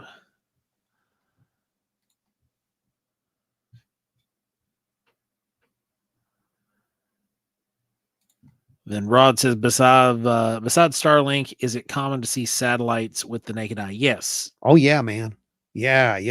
They're I'll tell you what, I don't know what you've got, but there's some decent apps, and there's a couple that are, they're paid for. The ones I have is paid for because I need it for what we do. But there's a couple free ones out there. They're limited, but the ones you pay for are just like a couple of cents a month, honestly. I mean, it's cheaper than buying a hamburger one time. Let's put it that way. So they give you like a list of all the here, I'll show you one. Pull it up here. This is a satellite tracker. And I'm just going to show right now. I'm just going to go for the ISS because that's easy, right? So here we can see, whoop, there we go. So there's the track of the ISS. And it'll show you when it's above the horizon or below the horizon. We go to world view, and we can see exactly where it is on the globe. It's right here, right now. You can see it right there. It's right there. So you can do that with just about any satellite. And it'll tell you where they are over the over your area, and it'll actually alert you if they're coming over.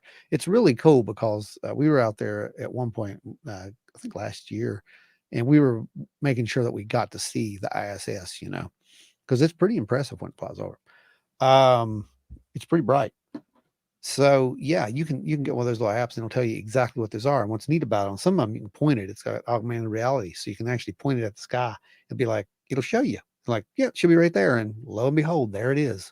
Magic of GPS, So yeah, they're really cool. I would advise you to get one of those. But yeah, you can see naked eye visibility on a lot of satellites. Well, guys, those of you who said you want to link up with us to do a remote recording, please get us that contact info soon, and try to get that to us within the next week or so. So that way we can schedule it within the next week or so to get you guys in here to record that. We're diligently working on this project as we speak. And if you're available and you want to come meet with us this Saturday in Point Pleasant, we're going to be there at the studio hanging out. We're going to be interviewing some people that we've already got lined up. But if you want to come up and you're available to tell your story, then just get a hold of us. Let us know. We'll make sure that we make time and get that done. We've got a ton of stuff coming up, like I said, with appearances. It's getting into that festival season for us now that we've able to keep. So we're going to be able to catch you guys out in the wild. You'll get to come hang out with us, and we get to hang out with you guys at the tent and at the booth and spend some time with folks. It's always a great time to do that. How Lady will be there Saturday. I'm not really sure. We're gonna be there until we get done. We've got a lot we got to do. So we got a lot to do. We'll be there. Yeah, we'll be the full day. It's going to be at least till around sunset, I'd say. Because because we got to catch sunset stuff. So we got to get the sunset stuff. To 7-8 o'clock. Yeah. So yeah, we welcome, like I said, any stories you guys want to bring forward and put in there, and anonymity if you want it, or your name doesn't matter. Whatever you want to do, we'll accommodate you as far as that goes. But as long as we can get these stories out, make people understand, look, these things are happening. They're not something to make fun of. They're not something just to put on something, for clicks. That's not what it's about. The idea is to get it out to as many people as we possibly can to make a literal difference. Yeah. And I know there's going to be some people, well, you did the same thing. You made a video. You're right. I did. We made a video. We made a lot of videos. We've been doing it for years. And thank God, finally, someone took one serious and said, hey, I like this. Make more. Make more. And we're going to put it into a front of a larger audience. And at that Yeah. point, the mission became actually doable. Yeah. Because before that, we had no hope. We had really no hope other than just, years and years of going out on the road and saying, talking to people, Yeah. just talking to people, which you make a lot of contact talking to people. Because we had been given prestigious awards within the community and nothing came of them, which is fine. It just shows that you've been doing the work and you're out there doing the thing. And, it just really didn't push anything further down the road at the end of the day. So you can only this go so opportunity has far. been huge. You can only go so far with, with what you've got. And, like I said, to create a larger community, this is what we do. Yeah. And it's going to hopefully change things. That's the hope. Part of the legacy, so to speak. All right, let's get up the old random number wheel here. And oh boy. Let's see what we got. Okay, I got to go through here and pick some names off and put some names on. I mean, they're already on there, so it's going to be easy just to take them off. It's easy to just pull the winners off and add. You got to add Richard. Okay. Richard Minnick. Let's see. Hang on now. You're getting ahead of yourself. All right, put that over there. Here's the wheel. Here's the G3. wheel. Okay. Will you feed us if I come, like Geno's in Point Pleasant, Virginia? What? Oh my God. Let's see. Geno's in Point is really good though. Dude, their pub witches are the best pub witches that I've had. Okay, let me see. Joe, I need your help on Yes. this. All right. So Donna Ho. Yes. Still here, right? Donna, are you still here? I mean, she was here tonight, She right? was here just a little bit ago. Yeah, That's talking fine. about the UFO stuff. That's fine. That's fine. Julie Bug, yes. Charlotte. Adam, yeah. Terry, James Nelson, Larry James Hose. Nelson, haven't seen James in here for a minute. James is still with us, bub. Check with James. Larry Hose. Yep. 8 o'clock. Tommy, is Tommy here? No, Tommy hadn't been in.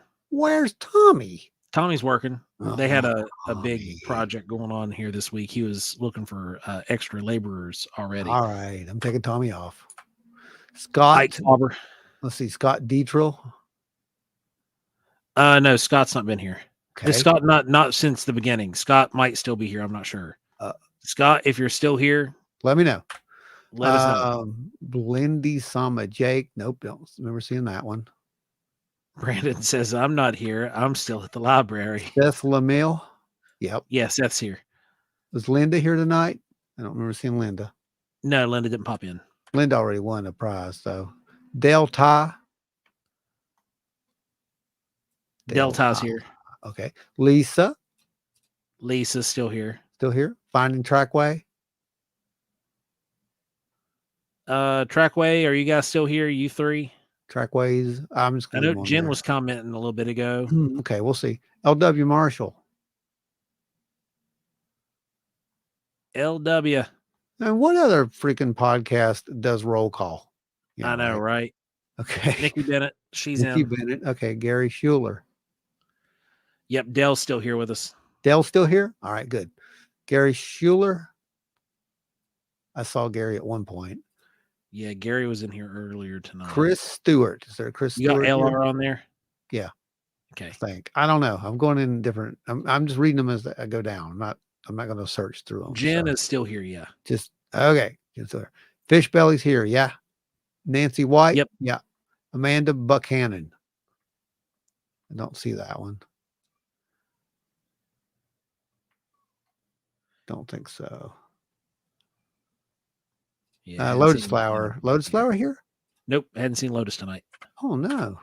Okay. You got Spooky Chris still here? Stewart on there. Chris, yeah. Spooky here? Who is it? Spooky was here this when we started. Good enough. Eyes in the Woods. Haven't seen Oz tonight. Oh, that's weird. Maybe researching. Jen, yeah. G33, yep. Ashley, yep. Ashley, yep. Project Up. I don't see that one. No. Sundance 453, negative. Nancy White. If you guys haven't chimed in and you're watching, if you have not chimed in with a comment, make sure that you get a comment in right now. Rob Posey. Yes. Mothman 46 was here. Yep. Miss Trackway, I'm just going to leave them. I don't know. Senior Spookfest. Yes. Angie. You got Terry McCullough there. Pab's Corner. Asher's Creation is in there. Yeah. Ada Cox. Jess, Mike. I haven't seen them either. No, they weren't here tonight. Spirit Brothers. Spirit Brothers ain't here. No, Spirit Brothers out doing stuff. Okay. Average Joe, obviously. No. Brandy ain't here either, huh? Well, Larry Potter. Brandon Wills don't count. Tony Breeden. Larry Potter on there. Angie Breeden. What is it? Larry Potter. Nope. Okay. He just jumped on the comments. Larry Potter it is. Anyone else? Do we have anyone else? Anybody? No, the one that I think that's it. You can pull Angie off because she already won a cup. Oh, I'm sorry, Angie. I forgot about that. And then who won the bat last week? That's already done. Took that off. Okay. Took her off. Yep. All right. I should know, but I forgot. Yeah. Okay, I think that's it. Okay. We're going to call it? Nobody else has chimed in, so it's one of those if you here we go then. Oh, wait, what? You did get Richard Minnick added in. Oh, hey, Oz in the Woods is here. There's Oz. Oz is here. Let me make sure you're still in your eyes. Just in the chat. Let me make sure you're still in your eyes. Yeah, you are now.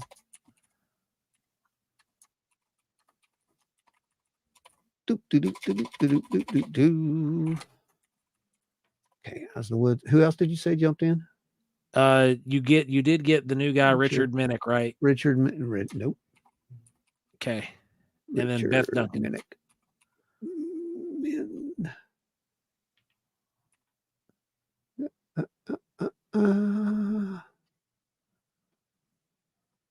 Yeah. Okay. I think we got everybody. I think. Did I get Scott? I don't see Scott. Scott says he's not eligible. He won the chair. Oh, that's right. Sorry, Scott. You're right. Okay, sure. All right. We're all good. So I am going to share. Trackway's currently getting his finger set, but he's with us. What? Yeah, he's been at the ER the whole time. What are you? He broke his fingers or dislocated it by the sound of it. Dislocated and broke, probably a combination. Gosh, what's wrong with you people? I told you not to chase the orbs. All right. What? Wheel of Morality. Turn. McCulloch. No, we don't have that one. All right, now we're good. Had to put Terry in there. Sweet. All right, everybody's good. We're ready to go. Lisa, hang on. Yep, you're in there. All right. Man, this gets okay. Settings, preset, present, share screen, window, share. All right. Here we go. Let's Any see of my who's taking it home this week. any of my remote viewer people want to look at that and just tell me which one's going to win? Be fun. Here we go. All right, click that bad boy. Phew.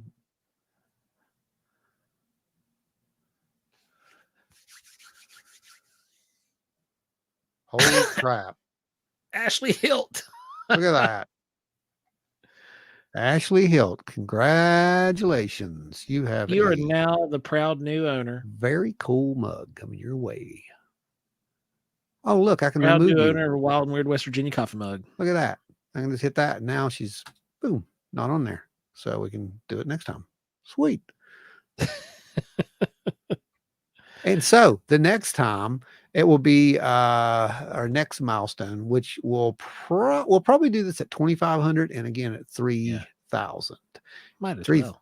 Expect something really big. I mean, this is how we When did we it. hit 5,000, expect something real cool. Yeah, something real cool. We'll knock it out of the park on 5. Get us to 5,000. You get us to 5,000 and these donations keep coming in. You're going to get something really cool. Let's just put it that way.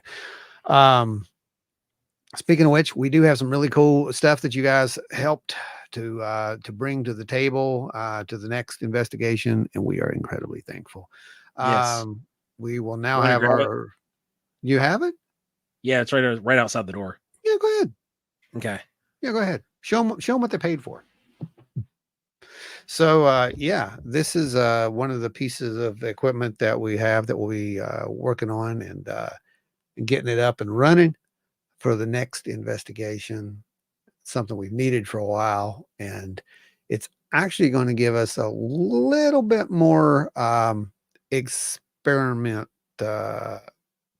with some things because we're going to modify it heavily, obviously. There we go. Yay, there you go. We've got a parabolic Yep. recorder now. Yep. So there's our listening device. This thing is with huge dish, modified dish. This is not the dish it came with. Modified. It's fantastic. It works great. It's huge. and it's portable, plus it's going to be mountable, so we'll be able to take it in the field and do whatever we need to do with it. Literally. Yeah, There you and go. it breaks down fairly easily, so we can transport it without damage. Because this size radial is pretty hard to transport if it's connected. Yeah. So that's going to be a fun little thing to mess with. And again, you guys did that. So multiple thank yous for helping us to acquire that. And there's more to come. So just want to show you what you're actually investing in. And again, thank you. Does it liquefy your enemies in time? Give it time. We haven't spray painted it chartreuse yet. I think it'll do that when we get it fluorescent green. Working on getting replacement foam for the top before I put anything in them. What's wrong? Lisa with got us amazing Pelican cases to help add to the arsenal to move equipment around. Many, many, many thanks to that, and for all of the help getting those for us. You are awesome. Might raid the warehouse for more. Yeah, you need some now. Ashley said, when you get x-ray vision, let me know. Those are baby toys. Well, we kind of have a little bit of x-ray vision. You turn that, some night vision and some. You turn some of that stuff up. You can see some stuff. Yeah, Scott said you can put a Y splitter and record. I've already got the Y splitter sitting over here. Yeah, we'll be doing that, and we're running it out to the H5. Yep. And then mounting it, of course. So it'll be good for what we're going to use it for. So, well, guys, I think I need to go manage some mongrels upstairs here in a bit. Yeah. You guys have been awesome. Thank you all. Ron, you got any final thoughts? No, I think we pretty much covered everything. I want to again thank everybody for coming out here and helping us like they always do every night. They come out here on Thursday nights and just hang out with us. And you know, we started with, you know, the same amount we're ending with pretty much. So I don't guess anyone got too offended with what we said, but it needed to be said. Right You guys need to be careful. You know, we have a good group. now, That's all I can say. I don't want our good group to get beguiled by some of this bright, shiny crap yeah, because, you know, it's tinfoil. I mean, that's what it is. It's just bright and shiny and pretty. It's like a cat toy. You yeah. go play with it and then it's over. But what we're trying to give you is a little bit more than just tinfoil. So we're trying to get you a little bit of actual data. What you're going to do with that is up to you. That's literally going to be up to you. Thank you, Octopus. Well, like I said, we've got stuff going on where you can come hang out, tell stories, tell your story more importantly. Yeah, tell your So story. again, I want to extend that invitation to anybody who's watching this who's not with us Mhm. currently. If you're watching us and you're not in the chat right now, or you're watching the rerun of this, reach out to us, get a hold of us. We're still working on this for the next little bit, Yep. and we'd Yep. love to be able to tell your story. Yep. Um, We'll push production back on this one for a while just to get everybody in who wants to come in. So Yeah. just come on in and because there's you know, other stuff we can do. yeah, exactly.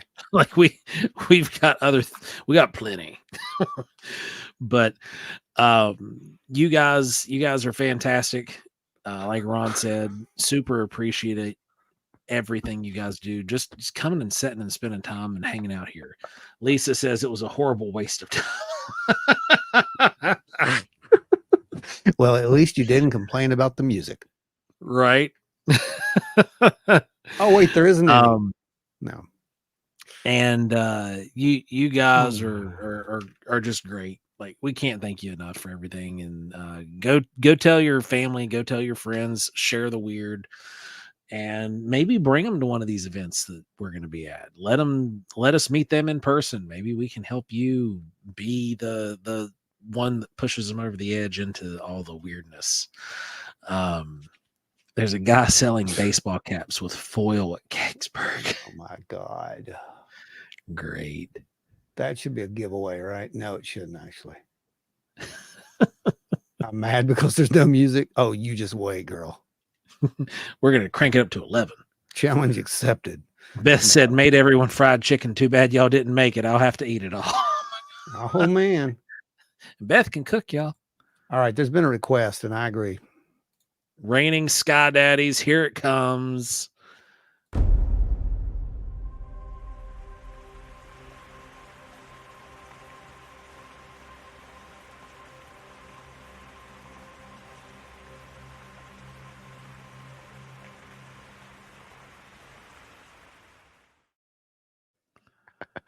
You guys were great. Congratulations, Ashley. The mug is awesome. I love them. I only have one. I just want to put that out there. I don't even have one of these. You guys have them. I don't have one. If anyone's jealous, it's me. And I still got to go meet Angie and give her hers. I'm going to try to do that this week. Yeah, let's do that. Let's get that out there. You're slacking. They're going to be like, I haven't gone that direction. Like, everywhere I've gone, I've been going like west. They're right here, Jen. They're right here, but we can't tonight. We'll do it next week. I promise. We'll bring the cards back for you guys next week. I've had a couple of people actually message me and ask me to bring the cards back. We'll be bringing the cards back. Oh yeah, that's got to be back in the. Yeah, but we just had other things, and we've been going over on time for the past couple of weeks. We're leveling it back out now, so we'll have a normal show again. I promise. Yeah, well, we got In Focus coming up next week or the week after. So if you guys have anything that you want us to look at, send it over. We'll add that into the will for the show next week, which because that'll be the first week of August.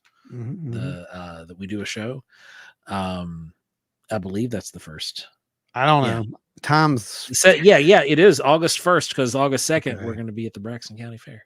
Oh, so yeah, that's right. Yeah, we're going to be out there talking. We'll be talking about some stuff. I don't know what about yet. It'll be fun. And there's some other places you'll get to see us soon. We'll be able to talk about. So anyway, yeah. Okay, good deal. If, like we said, you want to tell your story, reach out, contact either one of us ASAP, and we'll get you scheduled in for when we can do this. We'll do it virtually.